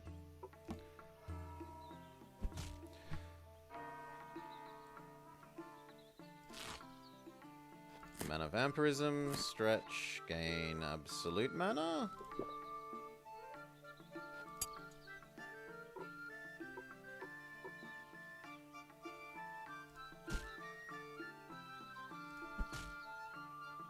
It's a lot of incoming damage, but we have got a lot of health, so not as worrying as it could be.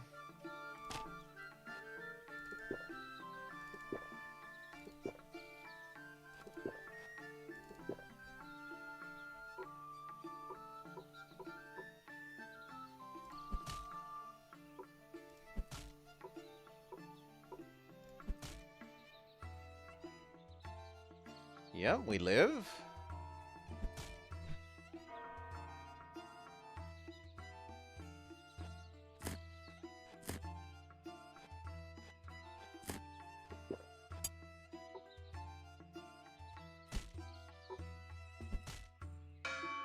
Win.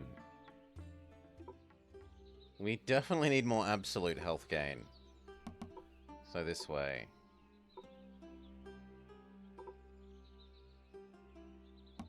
Card draw.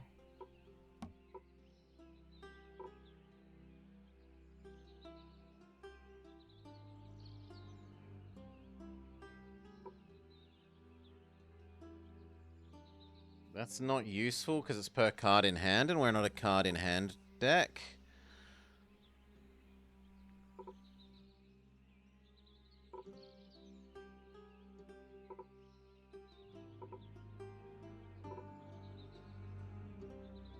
I think that one's better, even though the other one can potentially scale. I don't think it's going to scale very often.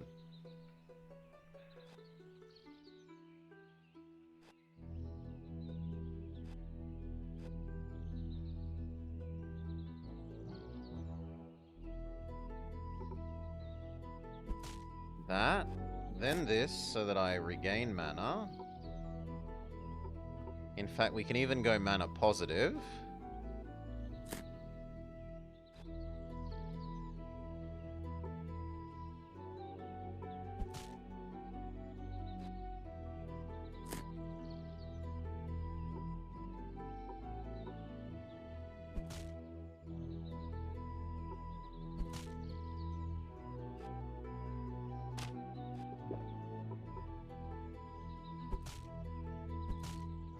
Okay, we only take 2. That's very livable.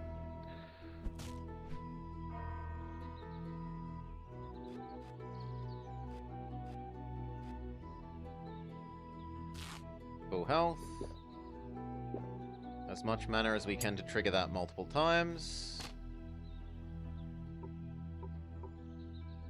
That smacks multiple people. Same with you. That kills 2.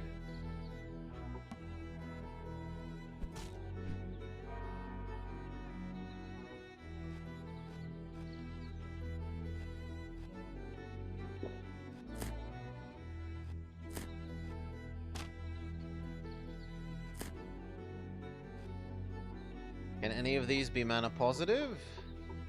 Yes. Then playing that.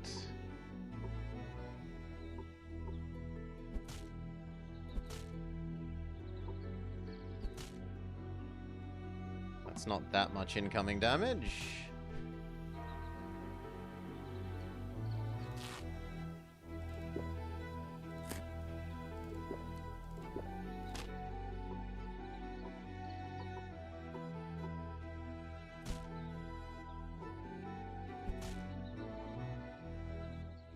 It's a fair bit of incoming damage.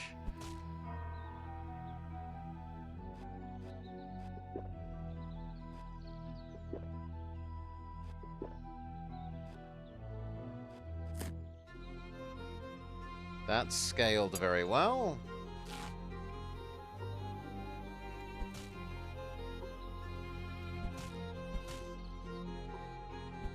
Okay.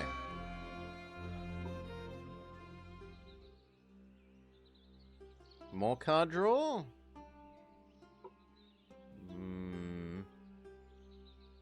I kind of feel like I want the mana gain one.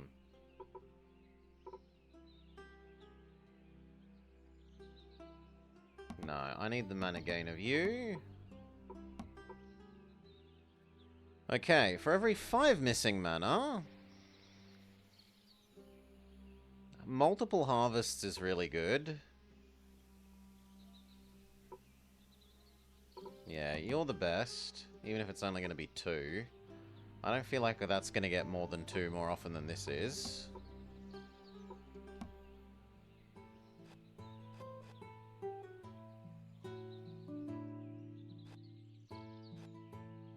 That's never getting better because I'm at full mana.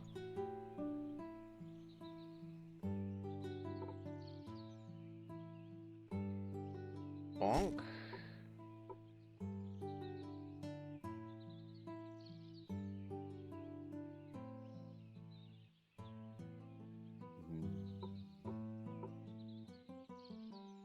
Gets rid of a healing girl? Or do we go flat? Flat. And then damage up. Whoever had the best your mama joke?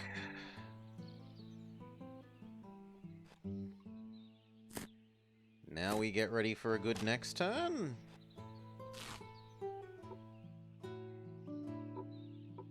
On the other hand, we could kill a healing girl.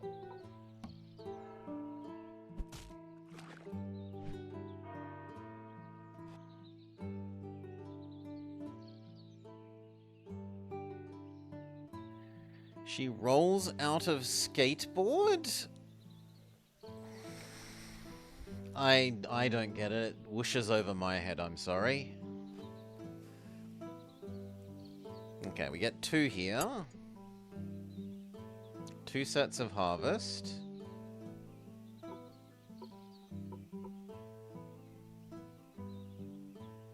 Which I should have waited to use.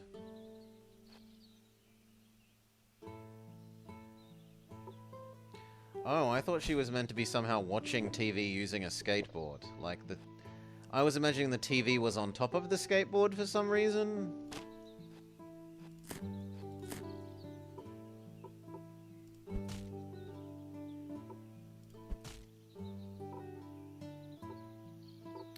That one.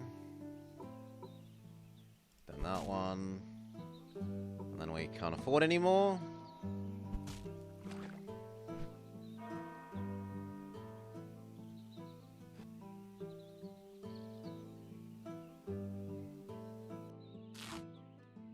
Pretty much everything except the vampirism effect, which I should save until I know it's going to get kills.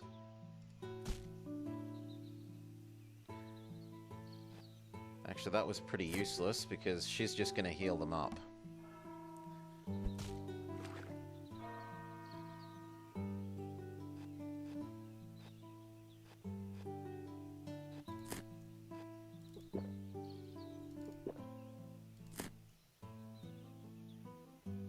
That's pretty good.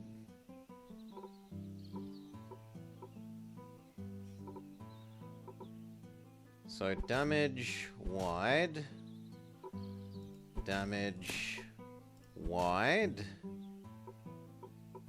wide, livable.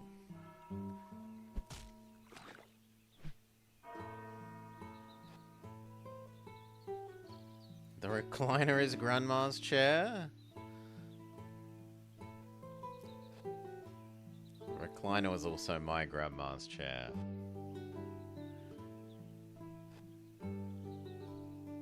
That's actually a fair bit now. That. That. But now I need to actually kill. And I can't.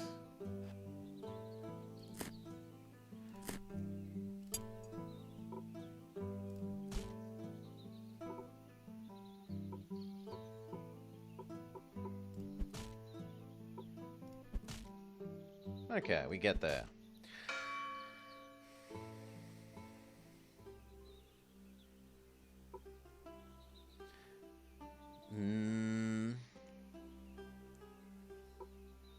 You want a per missing health? We can have per max mana decoy.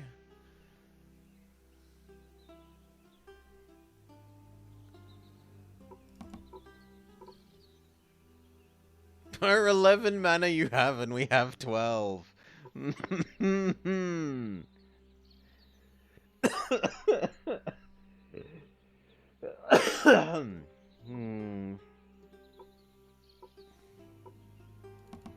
Okay, let's go with damage up. That's useless. I'd rather the one that I can at least draw again. Hydra, new enemy. When Hydra takes damage, multiply attack by... You must die this turn. Or I have to not kill you. But if I don't kill you, these will definitely kill me.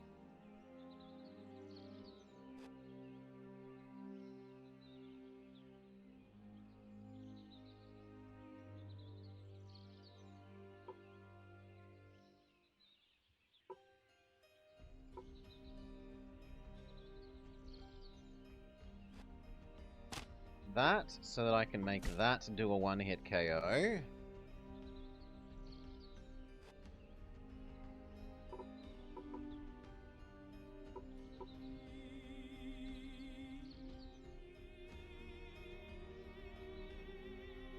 As long as I kill this, we're okay.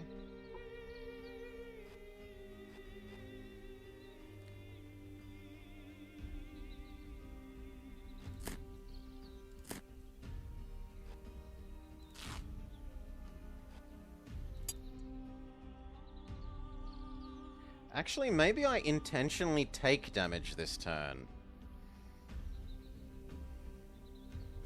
No, because this reduces by 2. So it's worthwhile me doing, like, that to minimize these by 1, 2, 3, 4, 5, 6, but increase this by 2. Do I do it once more? It would be gain 4, lose 6. So yes, we do it once more. But now the math says no.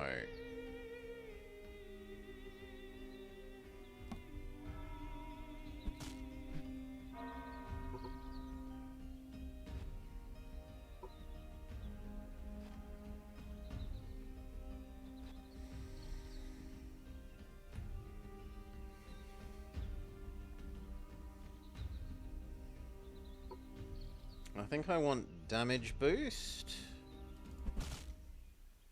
Then the stretch in double.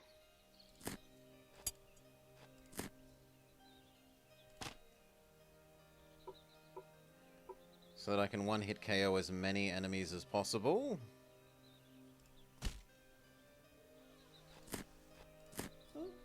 Hello, doggo. Doggo, you can't see because Doggo gets destroyed by filter. But Doggo is saying hello. Hello, stream.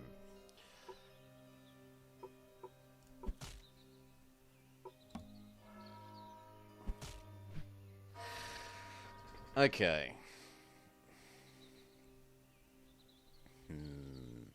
And now we face the same issue, where whenever we attack, we're going to boost Hydra, but we need to attack to disable the doggos.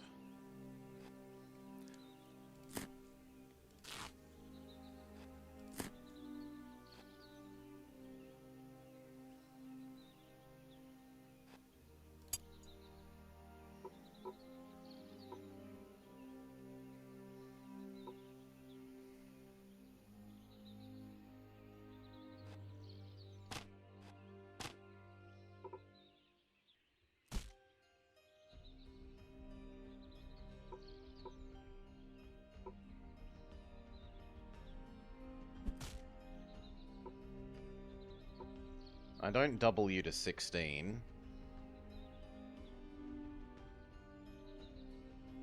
No, this is where we end our turn.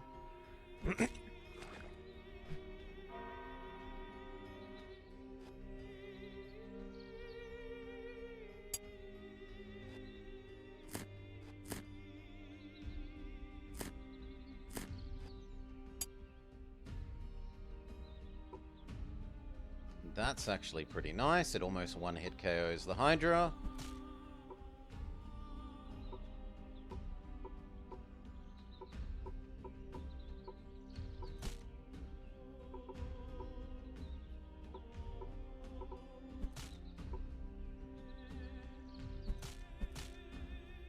Alright. And then do we damage boost? Yes. So that next attack is actually stronger.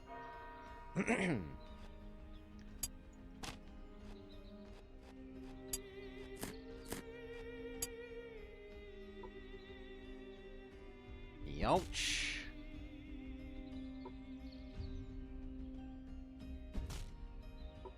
And then I think I don't do that again, because it would be doubling him again. Our max health has gone ballistic. Yeah.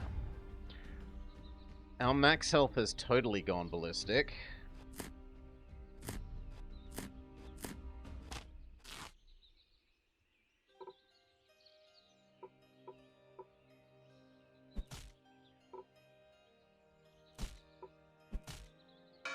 Okay.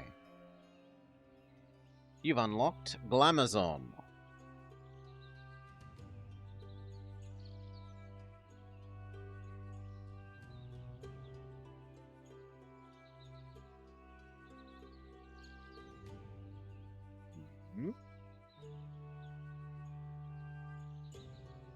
Okay, so she's all about choosing whether you choose to use the ones that are slightly more expensive, but make her do more damage next turn by expanding which ones she hits. And we've made meta progression on different kinds of card group unlocks.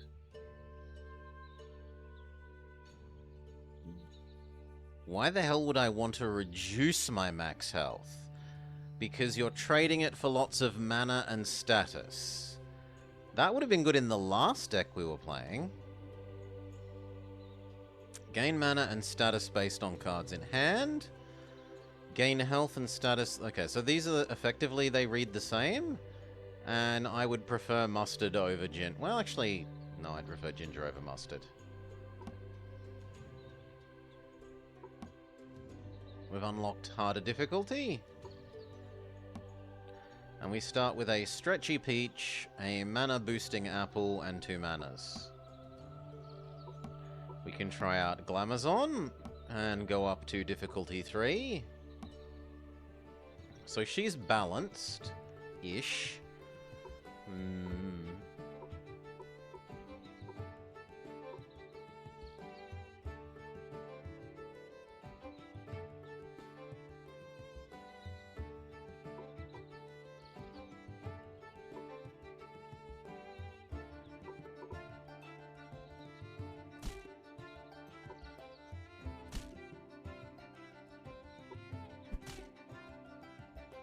Now we're out of mana, so we go mana gain, mana gain, mana gain, mana gain, mana gain, and we decide if we're single target,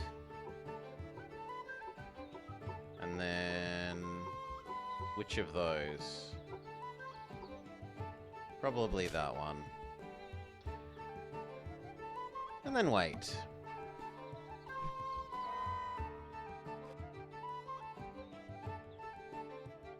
There aren't 6 cards in hand, so that's not overly useful.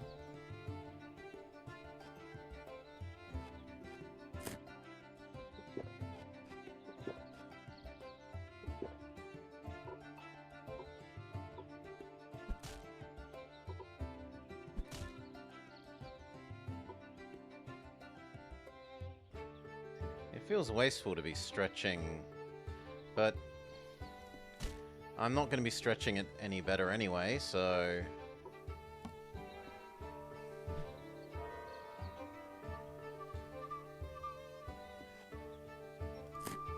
Mana gain, mana gain, mana gain, mana gain, mana gain.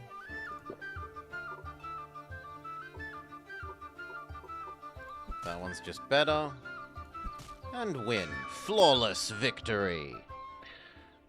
Do we want mana gain per enemy defeated? Mana gain based on max mana. Or cards in hand. Well, so far we have some cards in hand, so maybe we go our cards in hand build.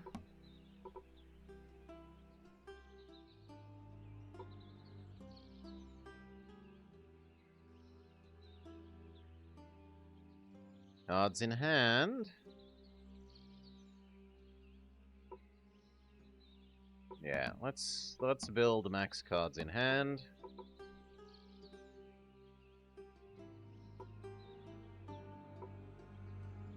The retain one.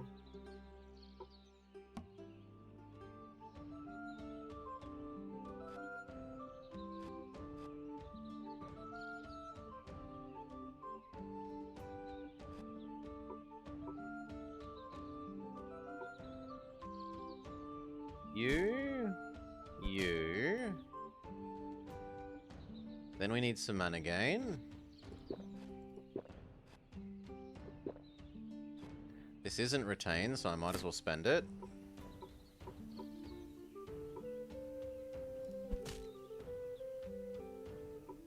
And then I can't kill you, so I might as well wait.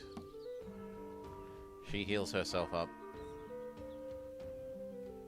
Ah, no, it's only heal after she attacks. My bad, I should have... That's my fault. I should be paying more attention.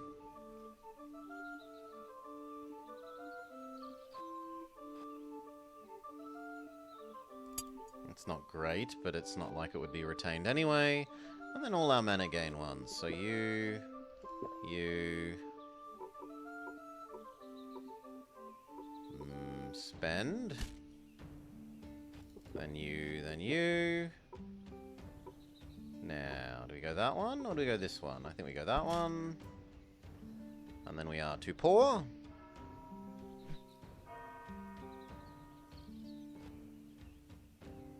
Maybe I should not be spending you. Mana gain multiplier, mana gain multiplier, mana gain. Smush everyone. With our stretch. Well, reach, sorry. Reach seems really good for us.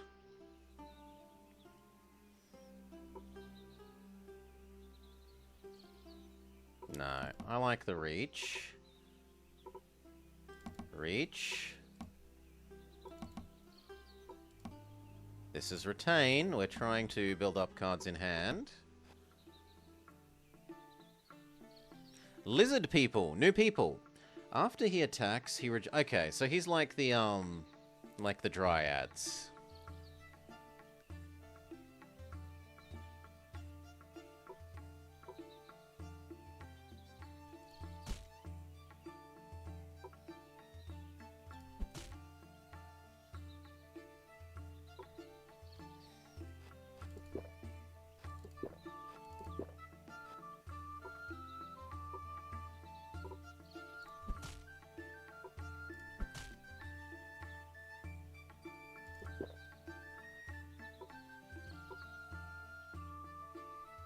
Yeah, I think it's worth it to do the multiply damage across all. I do take 6 from you, sadly.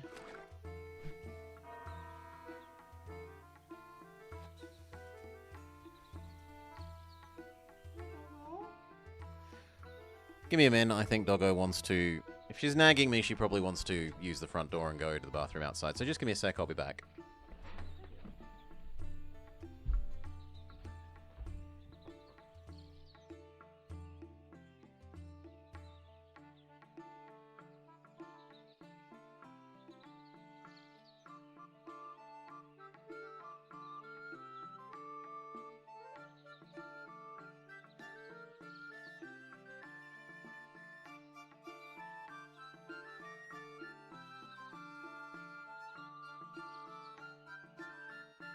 He first sprinted to the front door. Oh, well, back door. So she definitely wanted to go outside. Okay.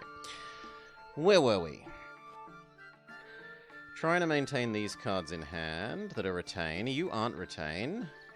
And you care about cards in hand, so I should play you first. Then you. And then these two.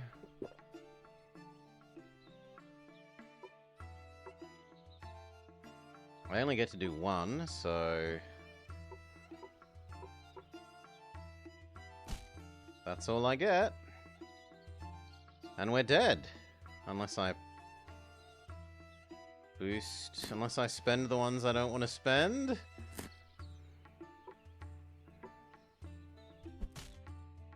I'm forced into it.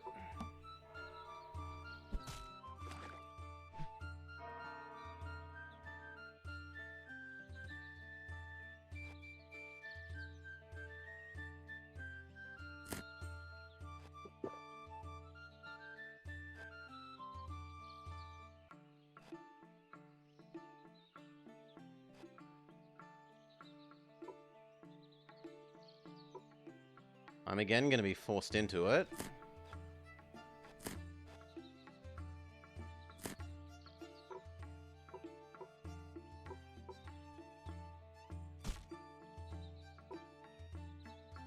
Nah, we're dead. Womp womp. Okay, I think we get the idea of this. This seems okay. I don't know that I like the... I don't tend to like the systems when they have in these where they have, like, you unlock more things to choose from as you're going through. Especially when you don't seem to be getting directly to pick them. It's based on RNG presentation. Like, when you defeat a round, you get presented the two different rows, and what is the components of those rows... You gain more of them the more you play. Because it feels like it's just going to increase the variance the more you play. And I like having access to everything at the start and getting to pick. You get to build what you want. But other than that, it seems nice enough. Certainly had better music than the Arcomage one we were playing. So credit at least for that. Alright. What else did I want to check out today? I also wanted to check out...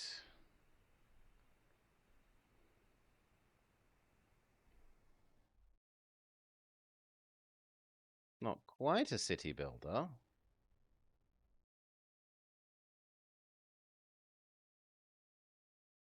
Is it actually going to load? Running, it says. I disagree. There we go. Now it's actually running. Can we get it captured for you guys? Yes. Hello and welcome to the Bobber Checks Out Rise of Industry 2 demo. Welcome to Rise of Industry 2. We hope you will enjoy this demo. We suggest starting with a tutorial first. Then we have a demo scenario ready and waiting. Please wish list. Well, first thing, can I make you not full screen? Can I make you... I think it thinks my controller is plugged in and it's doing weird things. Why you would want to play this with a controller? So sorry about the didn't. Why you would want to play with this with a controller, I have no idea. Oh my god, it does. It has controller setting... Oh god. Oh, imagine playing some sort of building game with a controller.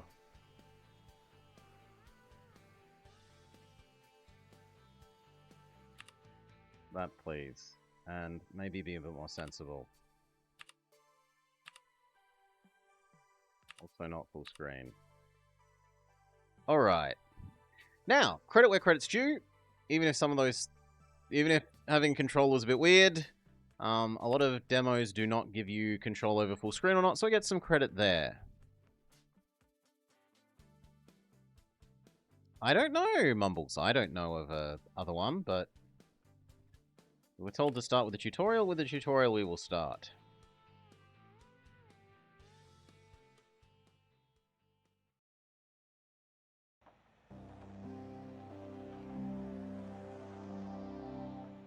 The last thing we need is somebody looking too closely at this thing.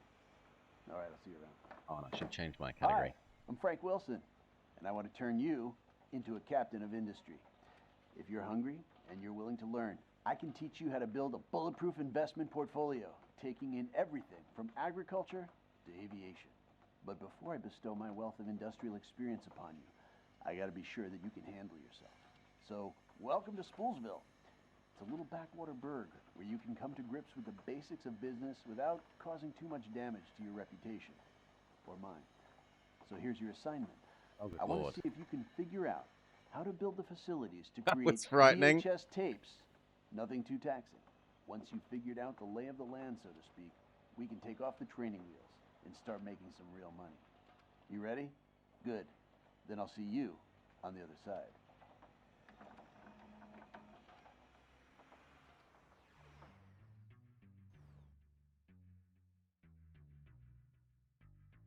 Hello and welcome. It's me, Frankie.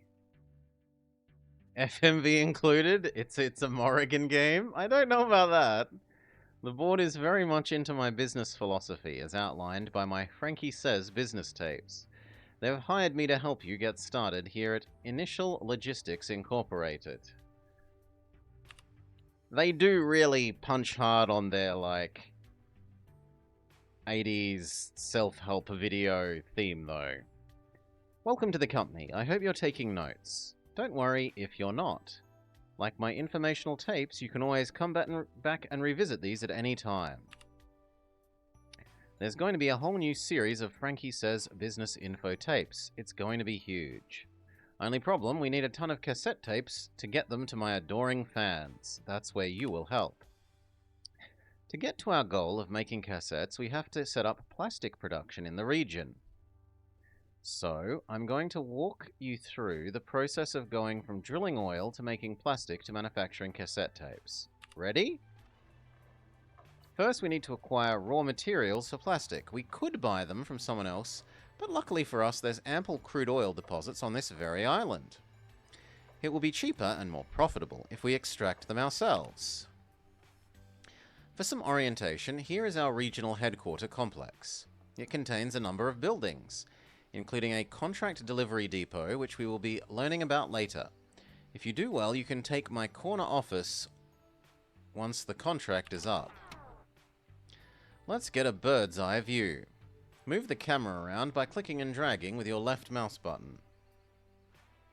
Or use WSAD. Want to get a closer into the action? Use X and Z. Oh god. That is... There's something I don't like about that tilt effect, but okay. You can also use Q and E to spin. Try it out, it's fun. Great, by the way, the right mouse button is used to cancel actions and close dialogues. I'll remind you about it later, once an opportunity arises to use it. For now, let's get going. Notice the nearby city of Spoolsville. Right now it's a sleepy little town, but it will grow along with us. It will provide us with a most important asset, human capital. Slave labor. To begin with, we must build a proper facility to extract oil from this deposit. For your convenience, I've enabled the deposit overlay in the overlays bar on the top right, which shows natural resources in the ground. If you want to do this yourself, it's in the top right. For oil extraction, we need a hydrocarbon extraction complex. A complex is a connected collection of buildings for a specific industry. You might build a hydrocarbon extraction complex to extract crude oil. Later, we will be building a media production complex to make the cassette tapes that I was talking about. To build a new complex, enter the Build menu on the top left corner of the screen. Click Start a New Building.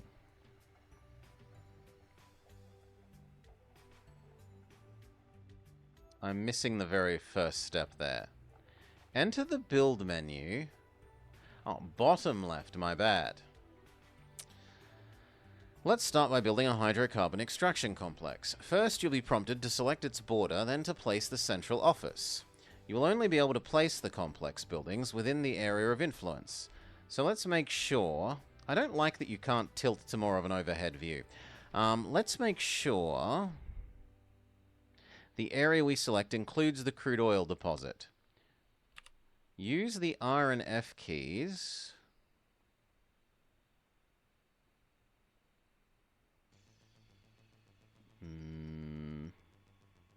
Okay, new complex, hydrocarbon extraction.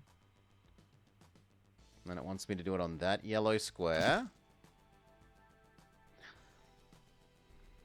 You'll only be able to build within the square. So make sure the area we selected includes the crude oil deposits. Build it. Over there. It feels like it wants me to do it there, but...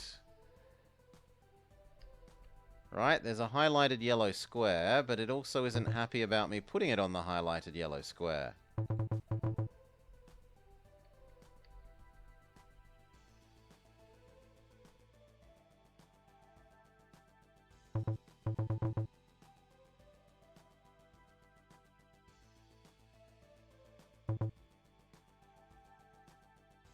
Okay, it absolutely demands you must rotate it before placing it for some reason. Whatever.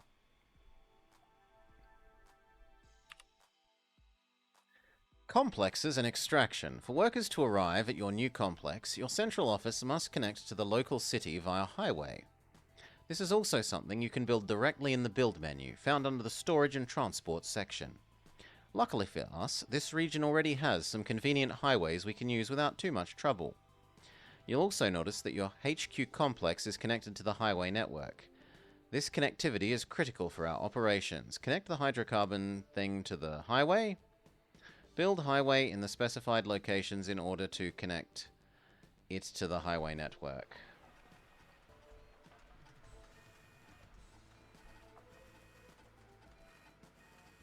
Here. Highway.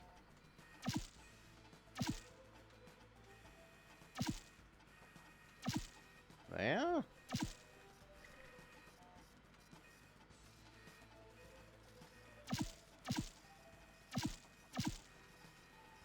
Maybe they're meant to be highlighted squares that don't quite feel finished? Like, these two squares don't feel finished. That feels like a finished square because it looks like the highway. But these two do not. And anyway, it says that I've done it. It's done a little tick box, so weirdly non-normal squares or not, it seems to be happy. Until now, the game has been paused, but in order for your building to construct, we need to let some time pass.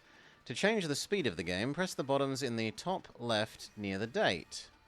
Or press 1, 2, or 3. You can also use spacebar to pause. Oh yes, EU4 style. Wait for it to finish construction. So speed it up. Also, it looks like you guys could have some more volume, so I'll dump that volume up.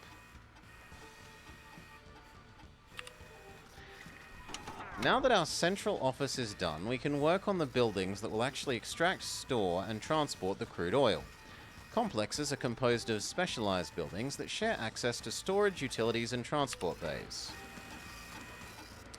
In this hydrocarbon extraction complex, build an oil well to extract crude oil. To edit the complex, enter the build menu or use Control while clicking on the object. Okay, so close that and then Control-click U. Did it do anything? Yes, it opened this menu. Okay, you will find the oil well within the complex facilities in the build menu. Yes. Use the R and F keys to rotate it before you place it. Okay, but where do you want it, friend? Because this feels like another, you want it in a set place, but you haven't...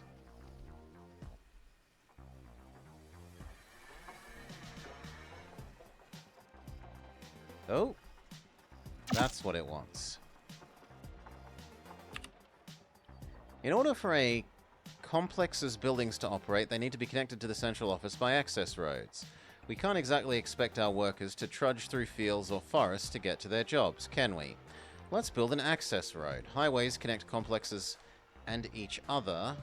No, to each other and the rest of the world. Access roads connect buildings inside of a complex to each other and must be hooked up to the complex's central office to function. Build an access road in the indicated locations to connect the oil well to the local access road network. Okay.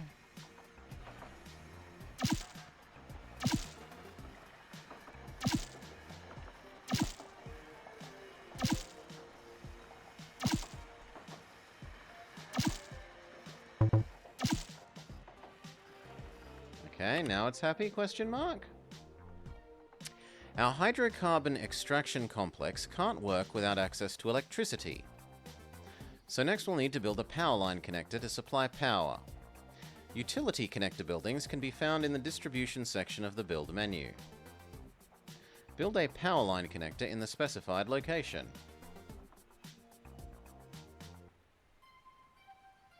Distribution. Power line connector.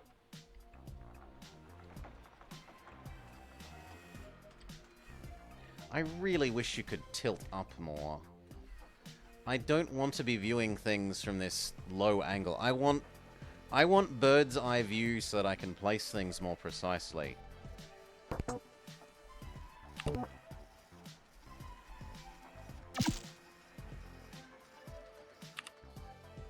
Now that the connector is placed, we need to attach it to the rest of the complex. Yeah. So as usual, build a road to it.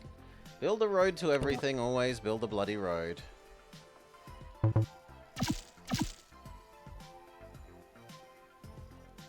Nest Sim City is confirmed the better game. At least until Bowser attacks us here, yes.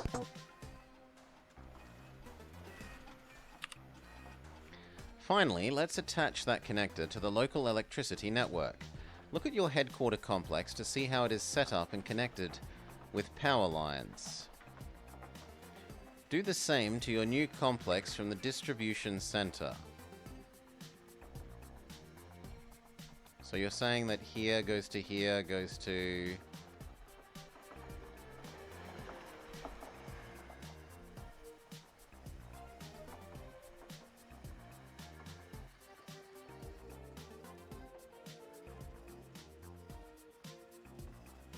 No, I don't understand. That guidance is insufficient, game.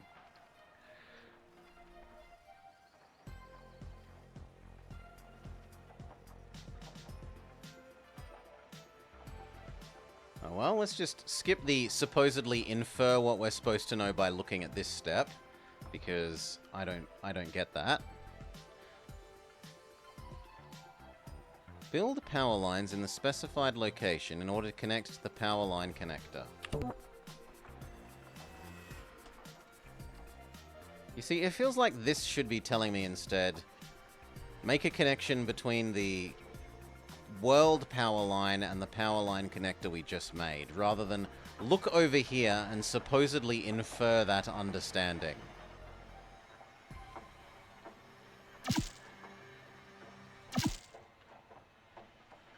Okay. We also need access to water. We'll need a water pipe connector connected with water pipes as well. Build a water pipe connector in the specified location. Build access road in the specified locations in order to connect the water pipe connector. Okay, so build one, connect it to the road, and this time also connect it to the... They're adding the number of steps they want us to do at once all at once, but fine. So... You say now add this. I probably have to spin it because you're obsessed with spinning things. Then you want pipes between the pipe and you.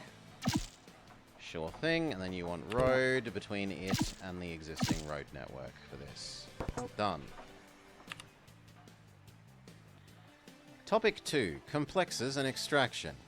With utilities taken care of, Oil Well can finally start drilling. Only one problem. Where do we put all the oil? We can't leave it lying around. If we want to use it or move it, we're also going to need to build storage tanks to safely put away all the valuable crude oil. Tanks are in the storage and transport section of the build menu. Okay. Build it where they yellow highlight. Spin it around because they're obsessed with making sure we know how to use the rotate command. That looks good, but now that I think about it, all the space near the road is going to be prime real estate once we start shipping things out. So maybe we should put the storage somewhere else. Luckily, since the building is under construction, we'll get a full refund when we delete it. To delete something, focus on it, and then click the red delete button.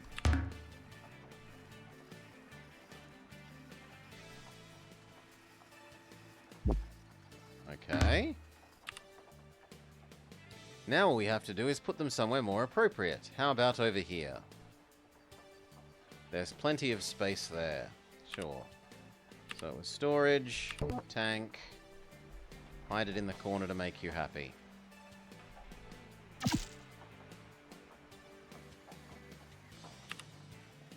We'll eventually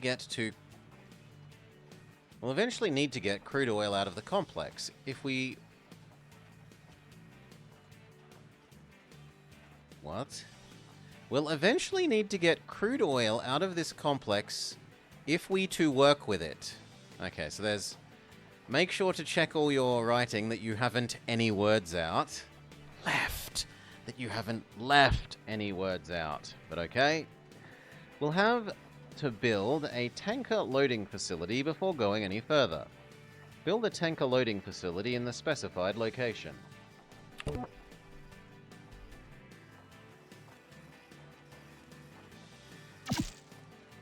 Build an access road for the new tanker loading facility.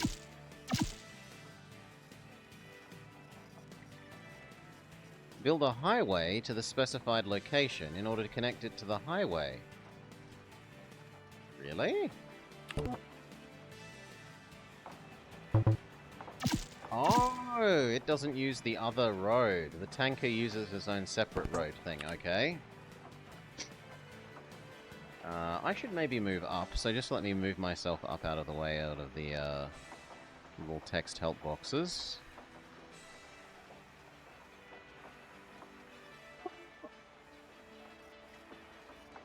Come on, let me grab me. There we go. Let's wait for everything in the hydrocarbon extraction complex to finish building before we continue. You can right-click or hit escape to exit construction mode if you want to look around while we're waiting. So unpause. Continue to be annoyed at the lack of a sufficiently overhead view.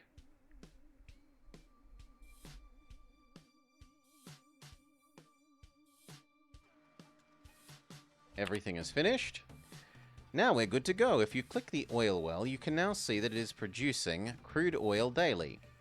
Clicking on the storage tanks, you can also see that the crude oil is being stored, ready to use or sell. Daily production, 5 barrels. Uses 300 kilowatts and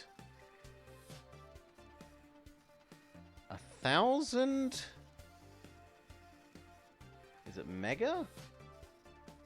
Is that megaliters? No, it's kilo. 1,000 kiloliters. Storage tanks. 6% full. Okay. Topic 3. Contracts. I bet you're raring to go on plastic, aren't you? Well, not so fast. Now that we're paying folks to work our complex, we're practically bleeding money. If only there was something lying around we could sell. Wink, wink. I know, all the crude oil will do nicely. Before we start turning any of it into plastic, you can get a jump start on profitability by selling the crude oil. The main way we buy and sell things in Riders of Industry 2 is via contracts. These are long-term agreements with other companies to regularly sell or buy materials. Let's get started. Let's maybe turn the game speed down if it complains we're bleeding money. Let's get started on trying to start a contract to sell crude oil.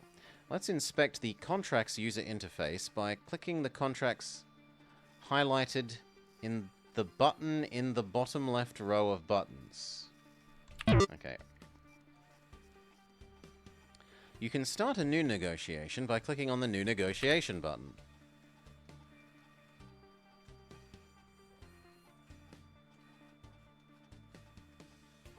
It doesn't think I opened the contract, but I did?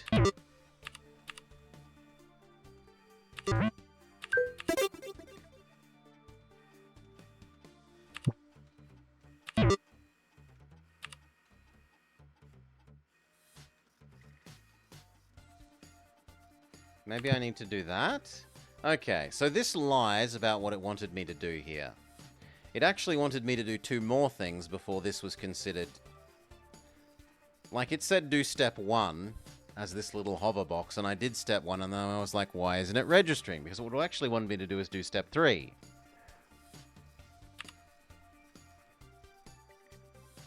Contracts, Part 3. Negotiating a contract is simple. First, you select the resource you're interested in, and then whether you want to buy or sell it.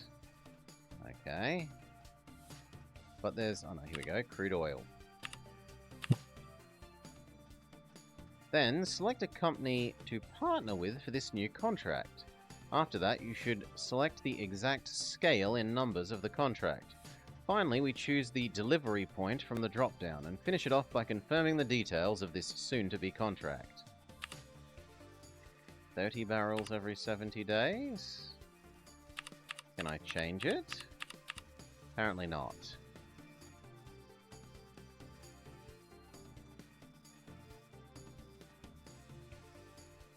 Okay, this is almost going to use as much as we make.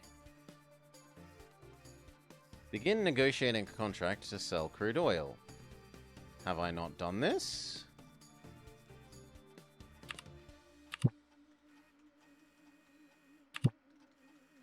Again, this is lying.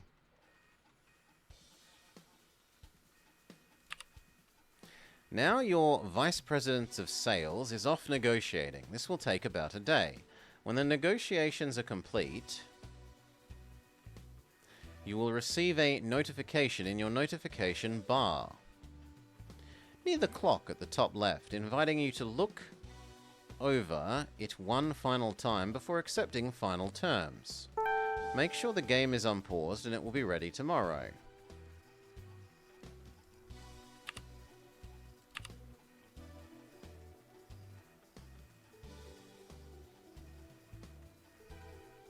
I think it wants us to actually do it. Yeah, so this keeps lying.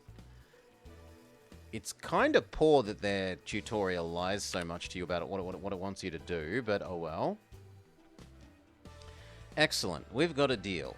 They'll only pick up crude oil at the contract delivery depot at our headquarters, and all our crude oil is currently marooned at our hydrocarbon extraction complex. We'll need to get the crude oil over to our headquarters before the first pickup. Well, then let's pause. One of the ways we can do that is via deliveries. Deliveries move a resource from one complex to another, so long as there are appropriate loading facilities at both locations. We already built a tanker loading facility at our hydrocarbon extract complex. With our loading all set up, we can set up a crude oil delivery from it to our headquarters. You create a new delivery from the Deliveries Manager, accessible from the highlighted button at the bottom left. For now, let's deliver 5 per day.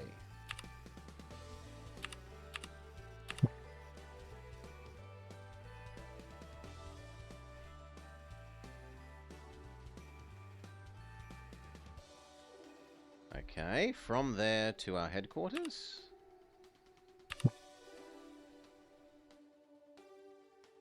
This will cost us 20 per day on trucks. Sure. Incredible. With the oil flowing into our headquarters and our contract set, all we have to do is wait for the money to start rolling in. You can check contract events and other upcoming events in the calendar below the date and speed. This thing?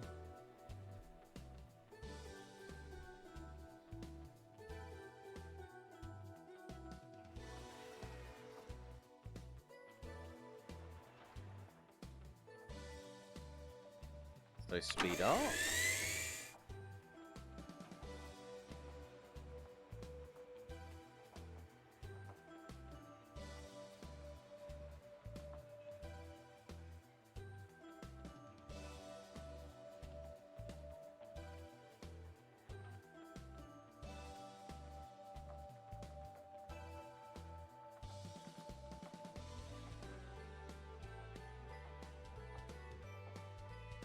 Scheduled pickup unsuccessful.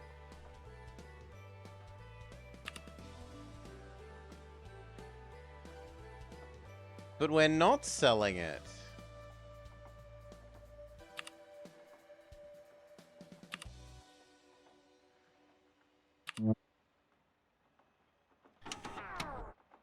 Ay, ay, ay. Is it actually selling it?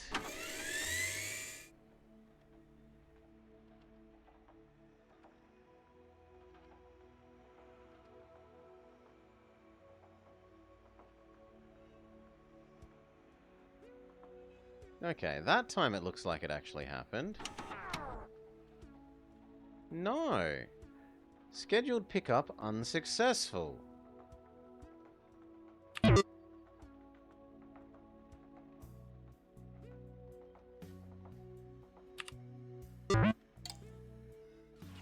Why?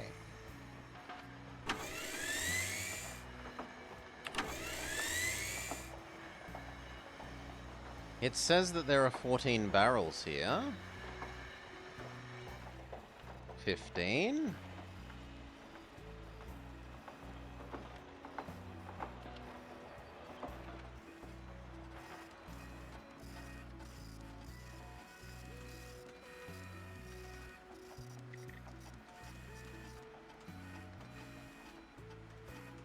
Okay, so it just looks like we're not quite getting enough across. How we're failing to get enough across when it's literally crossing the road is a bit concerning.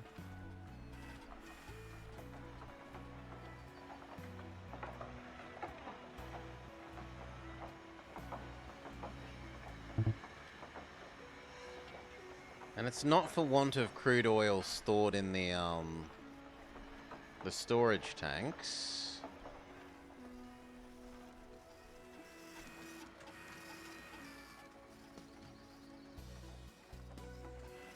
Oh well.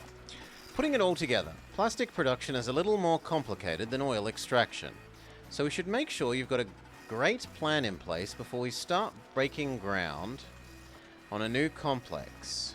There's a really handy tool for that, called the Production Manual, accessible in the top right corner of the HUD. I selected to move one a day?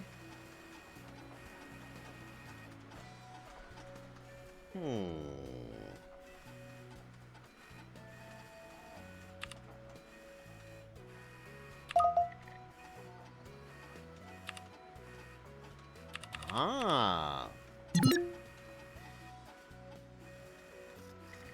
Okay.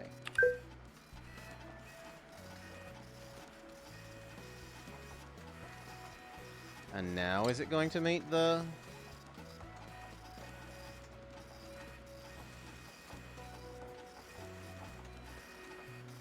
I've gotten you to break your over 1 year silence.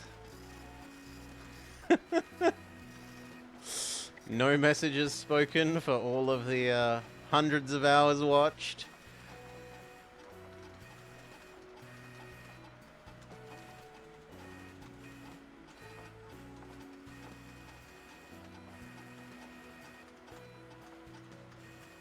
This still seems bad because we're losing a lot more money than we make, but whatever. There's a really handy tool for that. It's called the Production Manual, accessible in the top right corner. Now let's take a look at it. Here you can review every available resource, technology, building, and complex. I think you'll find it to be a great tool for planning production. How about a tour? There are 4 tabs. On the left, you'll see all the options for the current tab. Don't get nervous. I know it's a lot of stuff, but I'm sure you can handle it. Here is all the basic information on what is currently selected to the left. In the details section, you'll see a couple of extra data points, as well as a list of related buildings, resource technologies, and complexes. And lots of good info over here.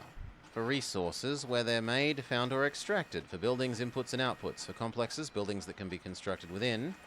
For technology, items that are enabled when researched. Make sure that you are back on the resources page. Check. And then the entry for plastics. Okay.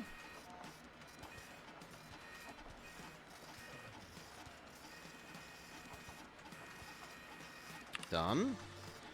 Plastics is made in a few ways, but there's only one of these that we care about at the moment. Follow that lead by clicking on the highlighted building. In the daily production section, to look at what it'll take for us to make plastic in our facility. Looks like we'll have to start by placing a plastic production complex, but we don't have the necessary tech to build one yet. Let's navigate to that page now. Open the Plastic Fractional Crude Oil page in the Production Manual.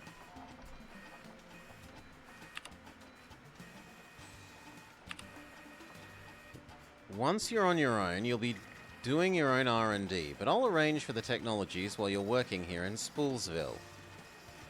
This page is for the Plastic Fractionation Crude Oil. Yeah. Looks like we have a plan. Let's leave the production manual for now. Okay, so this is normally how you'd research tech, but he does it magically because it's the tutorial. Sure. As we saw in the manual, we're going to need 10 barrels of crude oil per day. But we don't make that much with our current setup. We're going to have to upgrade our scale of supply. We should build another oil well or two. Produce 15 of them per day. Currently, we produce 5. So...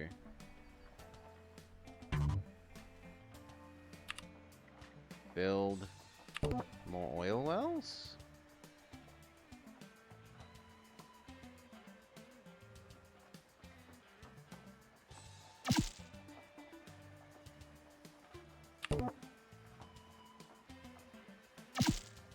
And then give them basic road.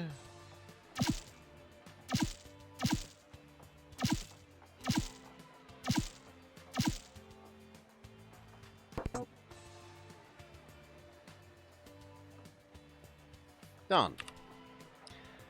Now, if you open the build menu, you'll notice that in addition to the hydrocarbons extraction complex, there is a plastic production complex.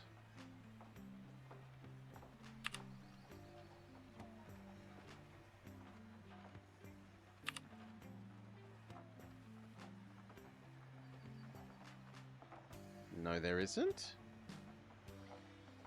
Oh, you mean a whole new thing, not a thing within this thing. Okay. Get a plastic production complex up and rolling. I'll check back once I start seeing the results.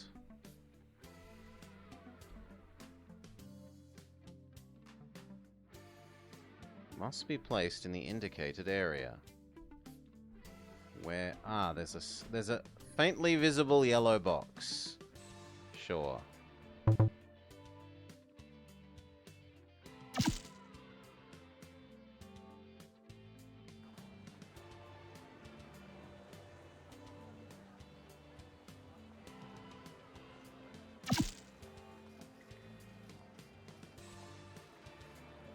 Okay.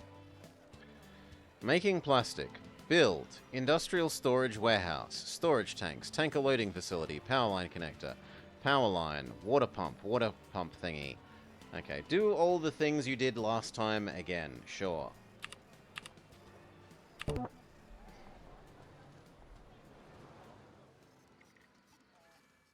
But where is the nearest power line now? The nearest power line seems light years away.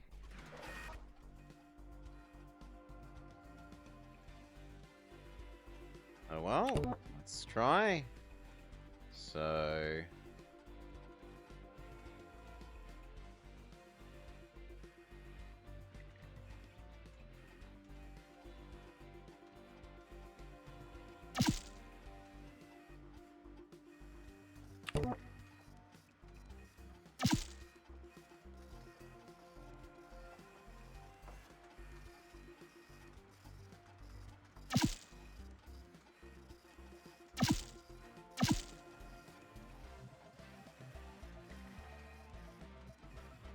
really wish this was an overhead view. Words cannot express how much I wish this was an overhead view.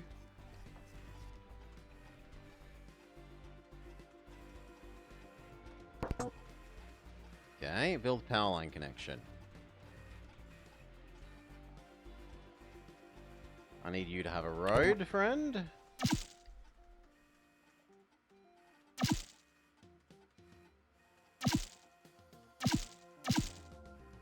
Heck.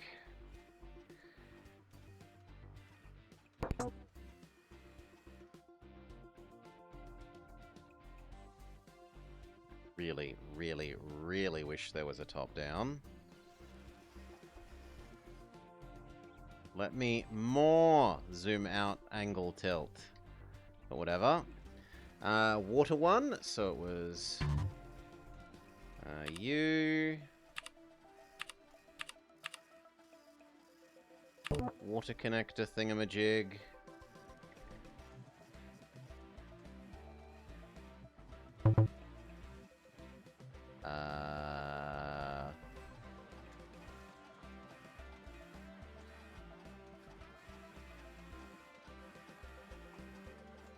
Then why won't we... Sure, like that then.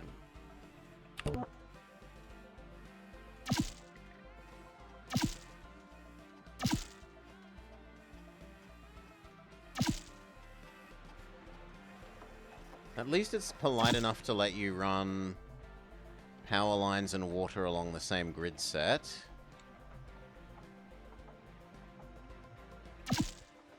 There, connect to our other water thing. Give that an access road.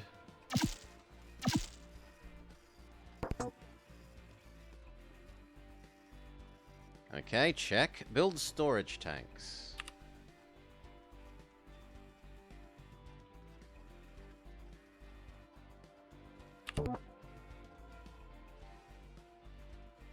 Well, last time we were told to put them on the corner. So, okay. You wish it could be below ground?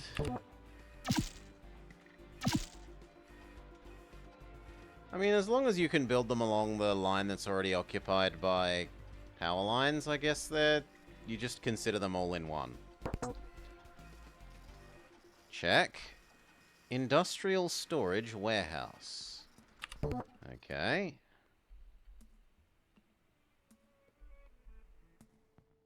I don't know why it... Work out which way it wants.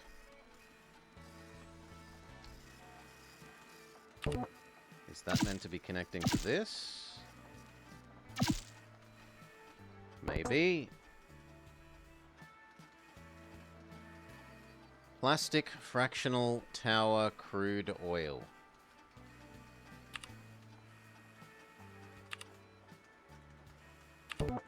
Okay, and this can go anywhere?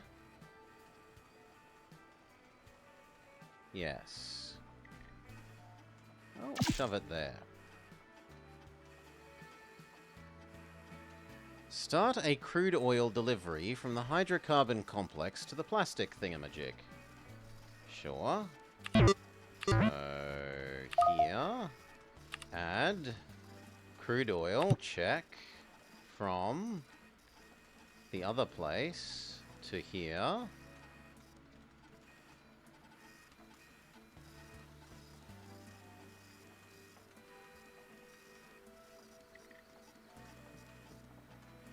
No, it says. It needs a tanker loading facility. Okay.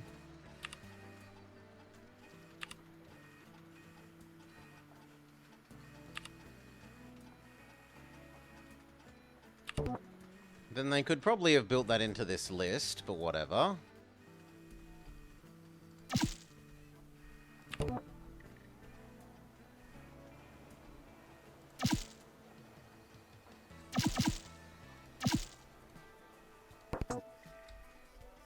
Okay, let that build and then try again.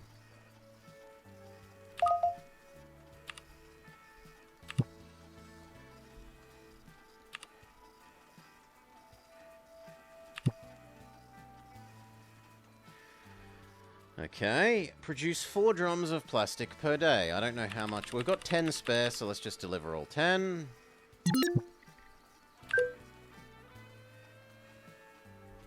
You still complain you have no road. Fair enough.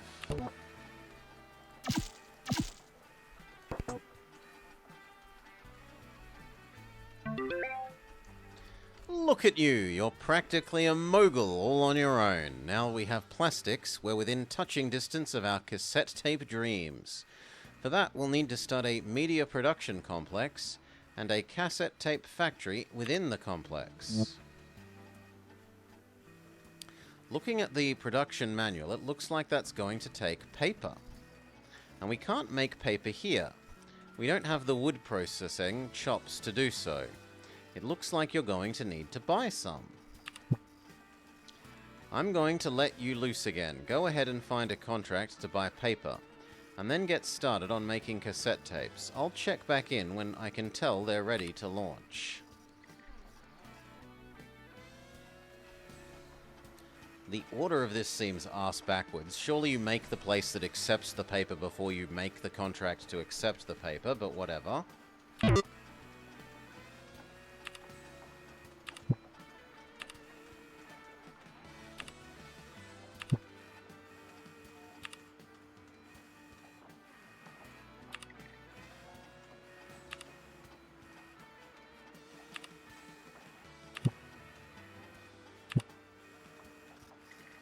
Okay, place media production complex.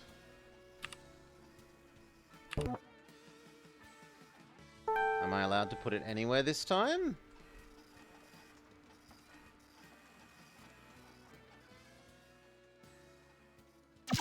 Yes.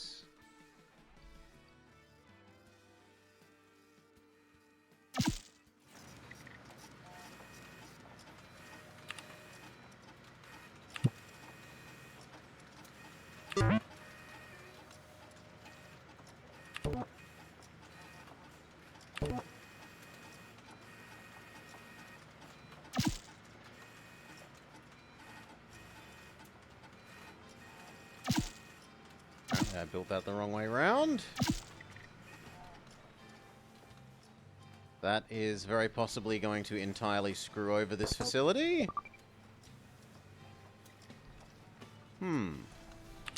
No.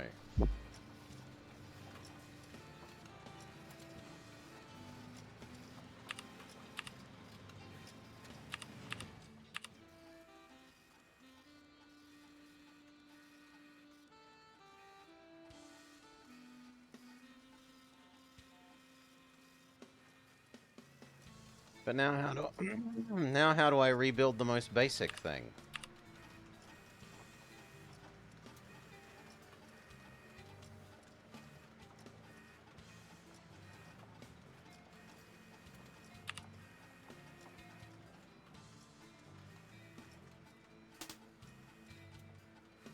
Maybe that deleted the whole zone?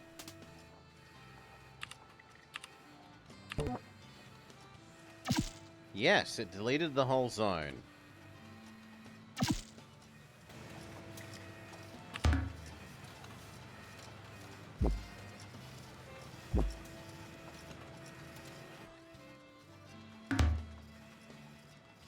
Okay. And then this needs, like everything else, it needs water. Ooh, it's smartly connected.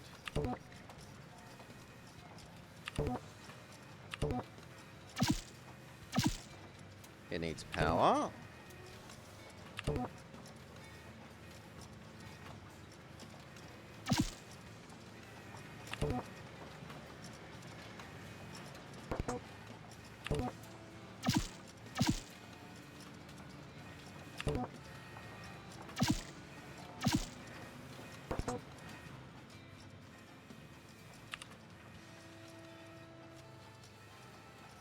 Produce 4 boxes of cassette tapes per day.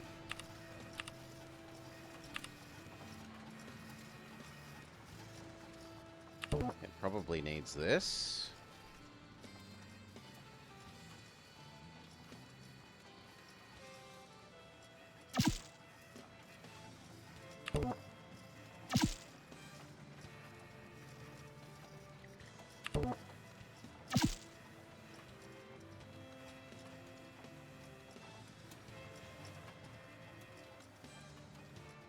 And I've screwed myself.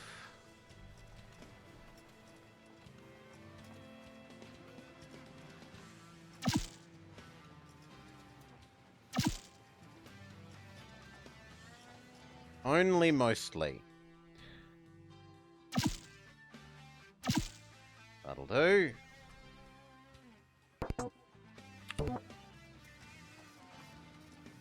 Ridiculous they wouldn't let us put the highway between there and there, but whatever.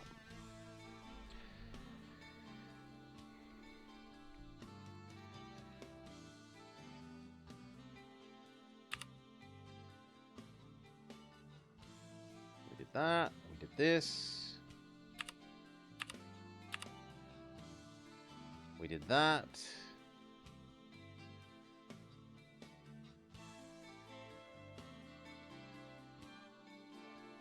Probably want that as well.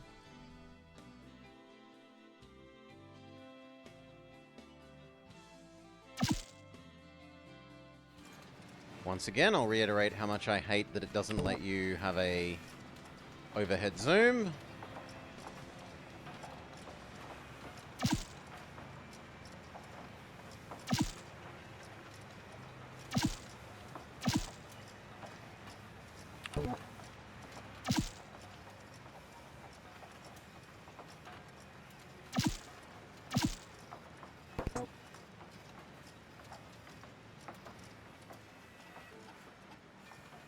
Okay.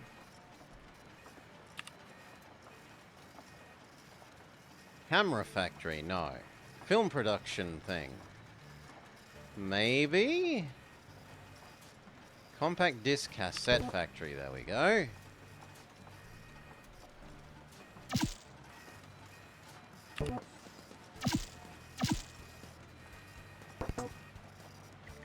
Vinyl record press.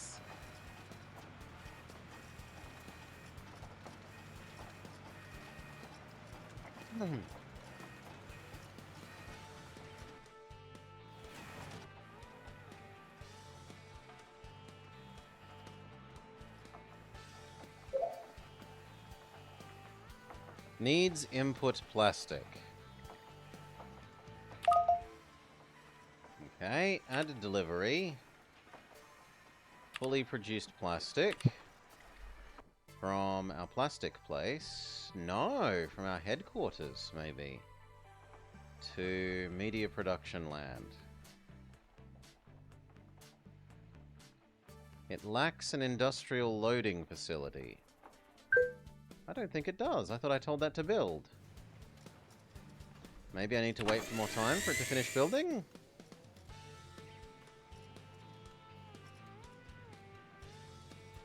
No, road access is limited. Okay.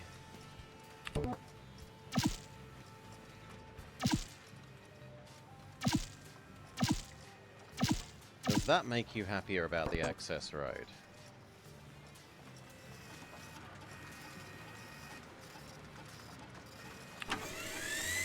Yes.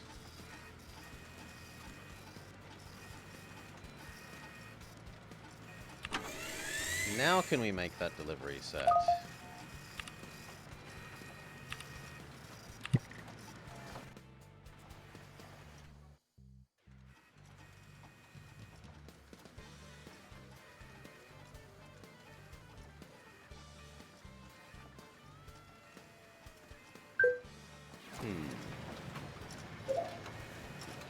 This cassette tape, consumer goods loading dock.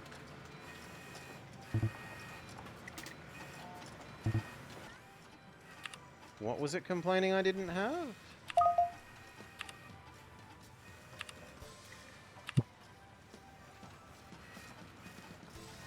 Industrial loading facility. Alright.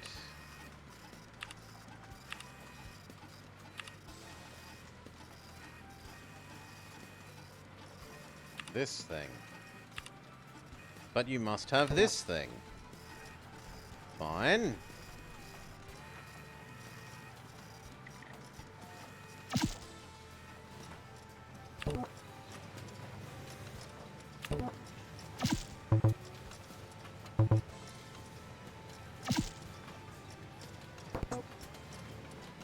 Seems a little ridiculous, but whatever. Wait for that to make.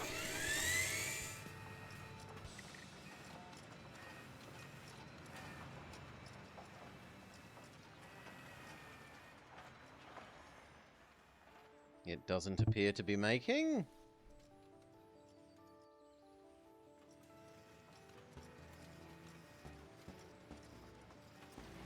Road connection needed.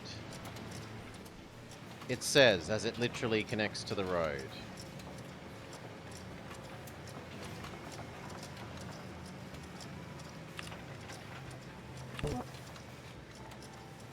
Did you want that to connect to this kind of road, not the other kind of road?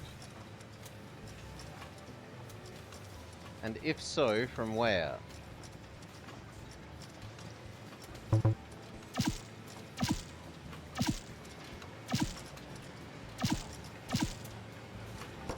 there?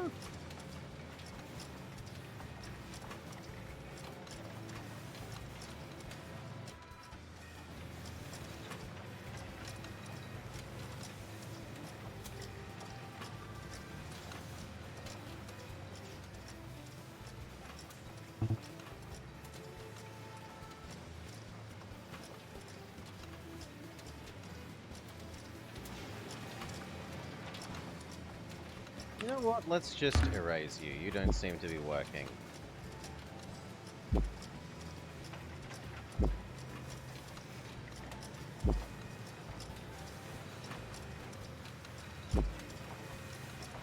Let's try again.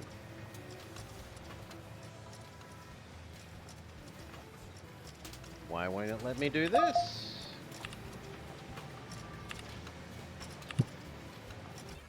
I can't do this from here to here because you need an industrial loading facility. So here... Industrial loading facility. Must have this thing. So we do this thing.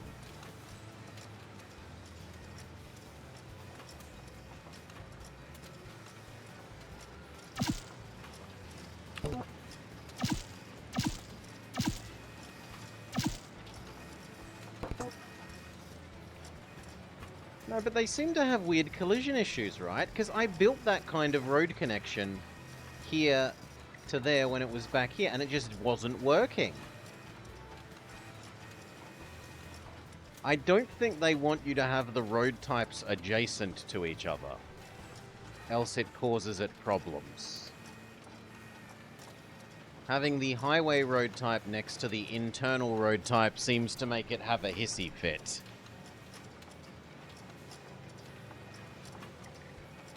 But whatever, that's built, then we can build the other one.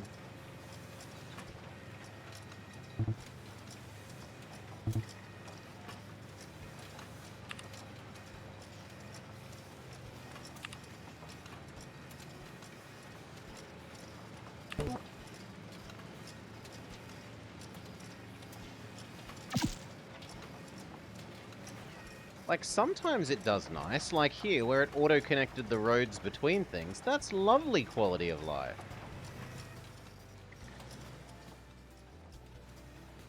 Now can I move stuff?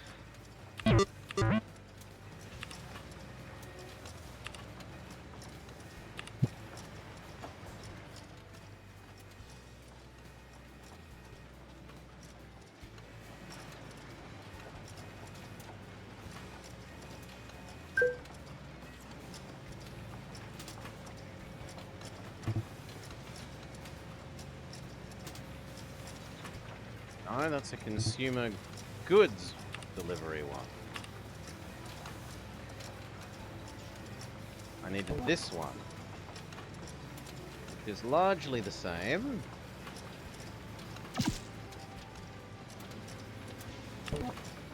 Sure, whatever. There. Now can I do the delivery? You mentioned Arcomage? I love Arcomage. Arcomage is fantastic.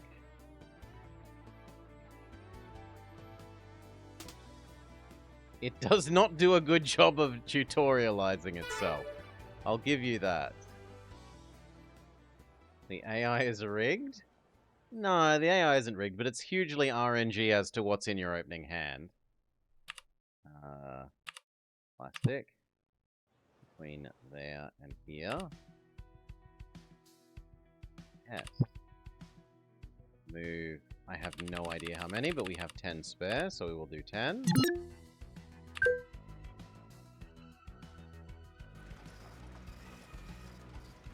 Okay. Failing for want of plastic, but plastic should be being delivered.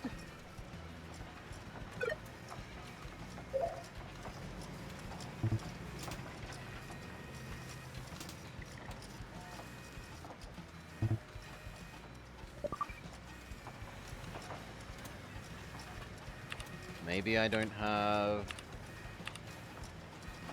plastic storage? Video game cartridges.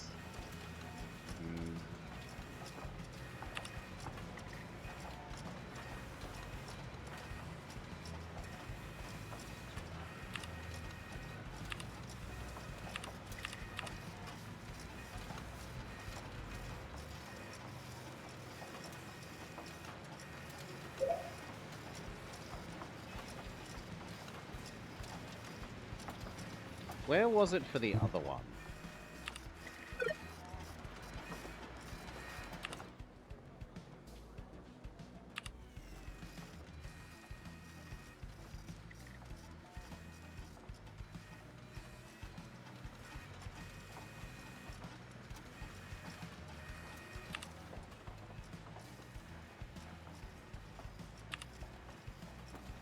It was in storage and transport.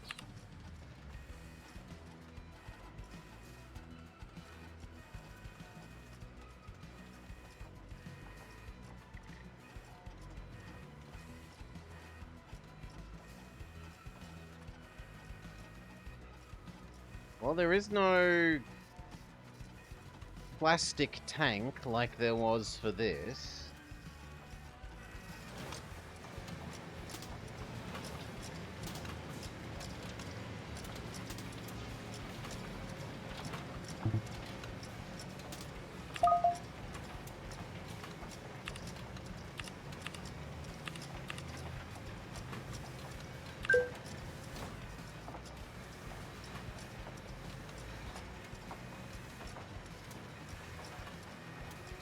As you work towards making cassettes, you will need to deliver plastic to your new complex. You may need to expand the loading facilities in your plastics production complex to meet this objective.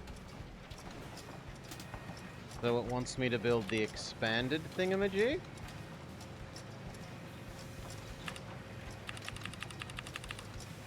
But it's not available in the demo.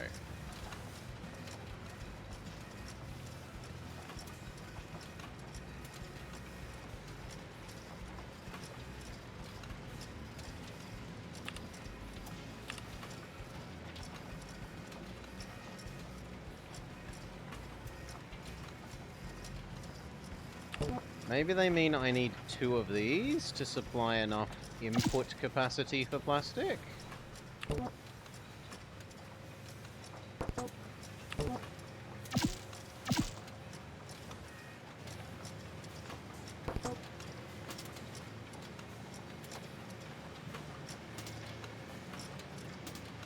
But neither of these are using their full output thing.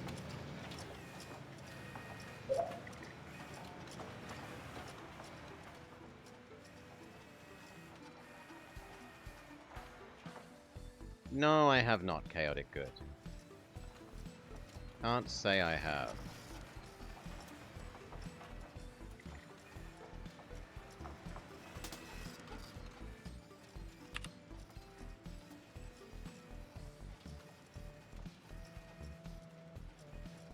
I don't know what it wants.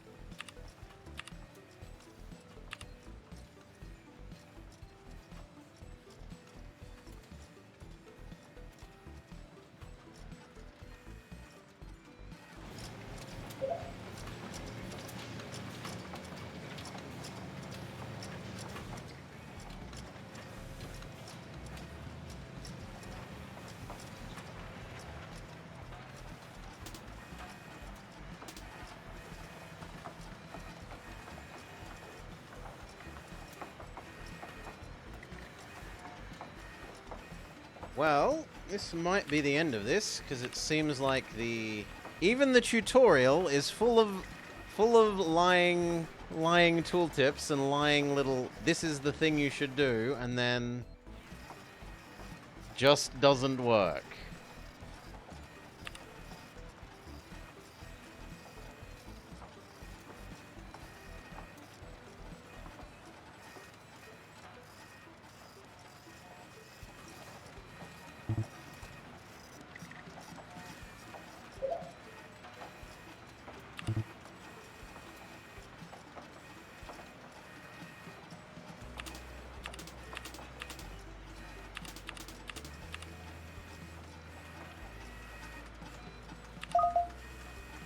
If I delete my plastic deliveries and add it again, maybe it will be happy.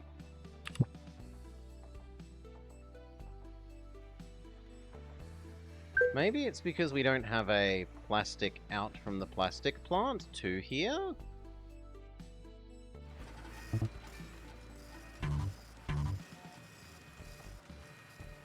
So maybe I need to go plastic.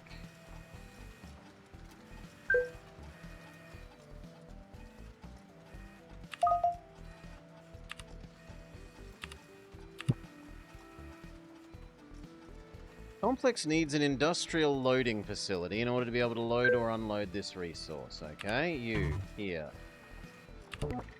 Industrial load facility.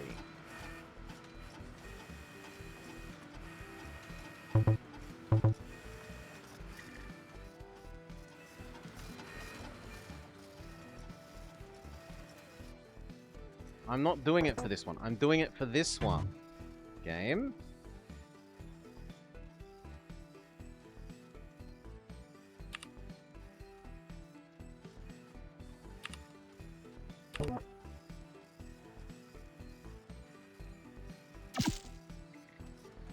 Let that build.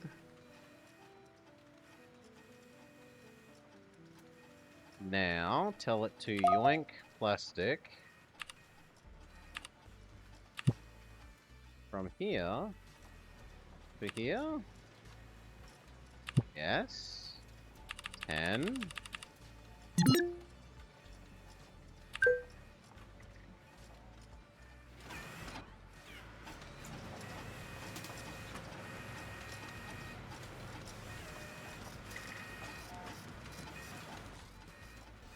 Is it doing anything? It provides no feedback.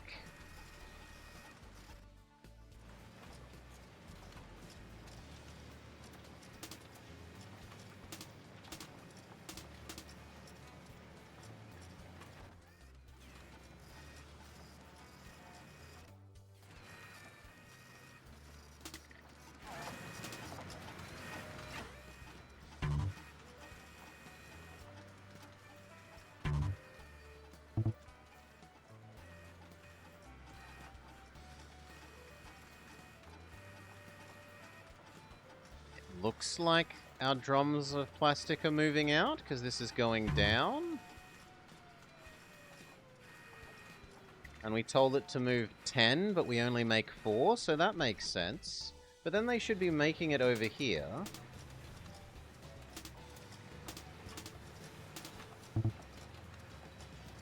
Yeah, okay. They're making it to that. And then they should be making it to you to here.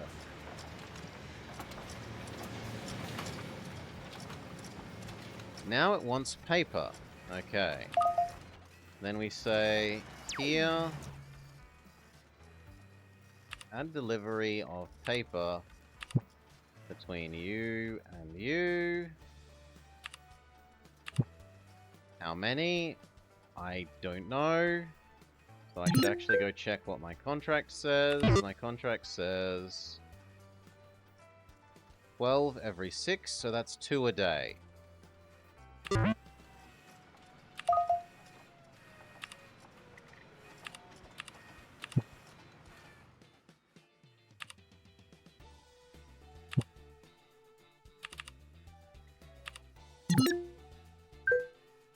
Okay.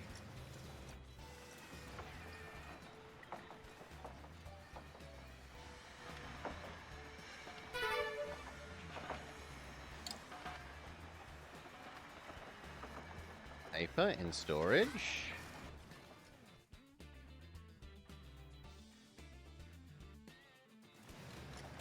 Is it now making its way here?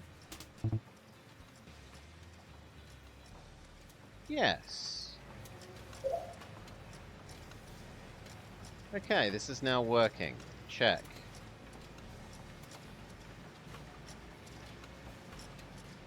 Start a contract to sell the finalized cassette tapes.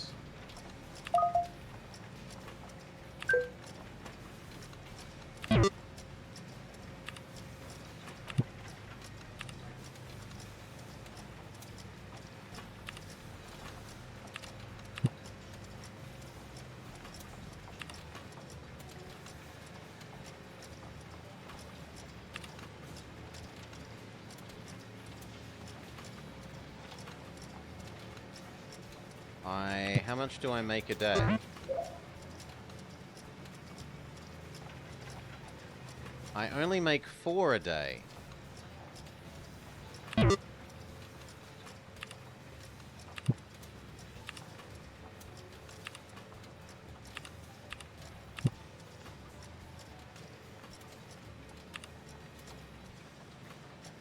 So that wants more than I can make.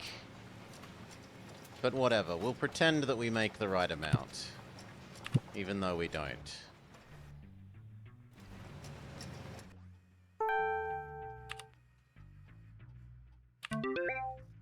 Congratulations, you've done it. You're done with the tutorial training program. I can award you the Certificate of Completion with all rights, honors, and privileges associated therein. I've always wanted to say that. There's a whole lot more out there that can trip you up. Factory fires, utility contracts, regulators, but now that you have the basics down, I'm sure you'll be able to weather any storm. And besides, if you ever have a specific question that wasn't covered in this tutorial, you can always make sure to check out Frankie's tips in the top right row of buttons. I'm always there to lend a hand. Oh my.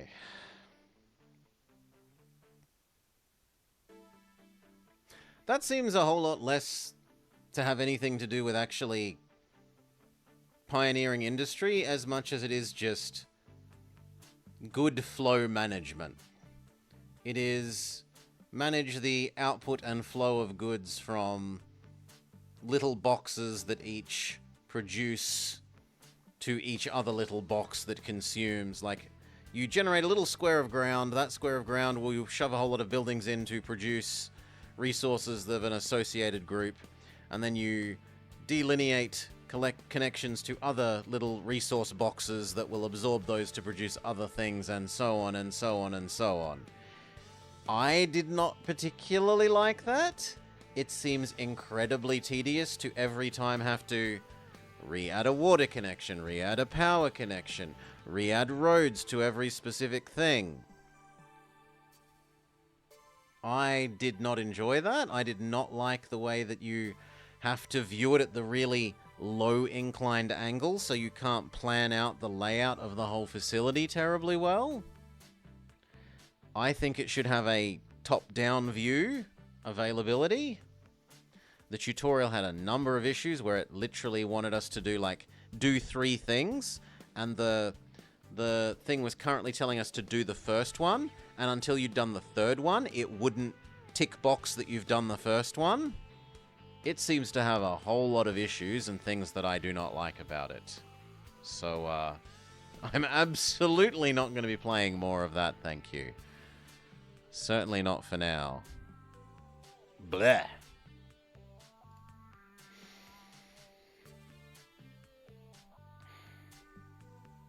Alright, was there anything else that I wanted to check out today? Get rid of that. Where's the uninstall from Steam, thank you. Rid myself of that trouble. Done. Banished to the Shadow Realm. There was not. That was all that I really wanted to check out today. So, who else is up and around that we can throw people to? Alto is up.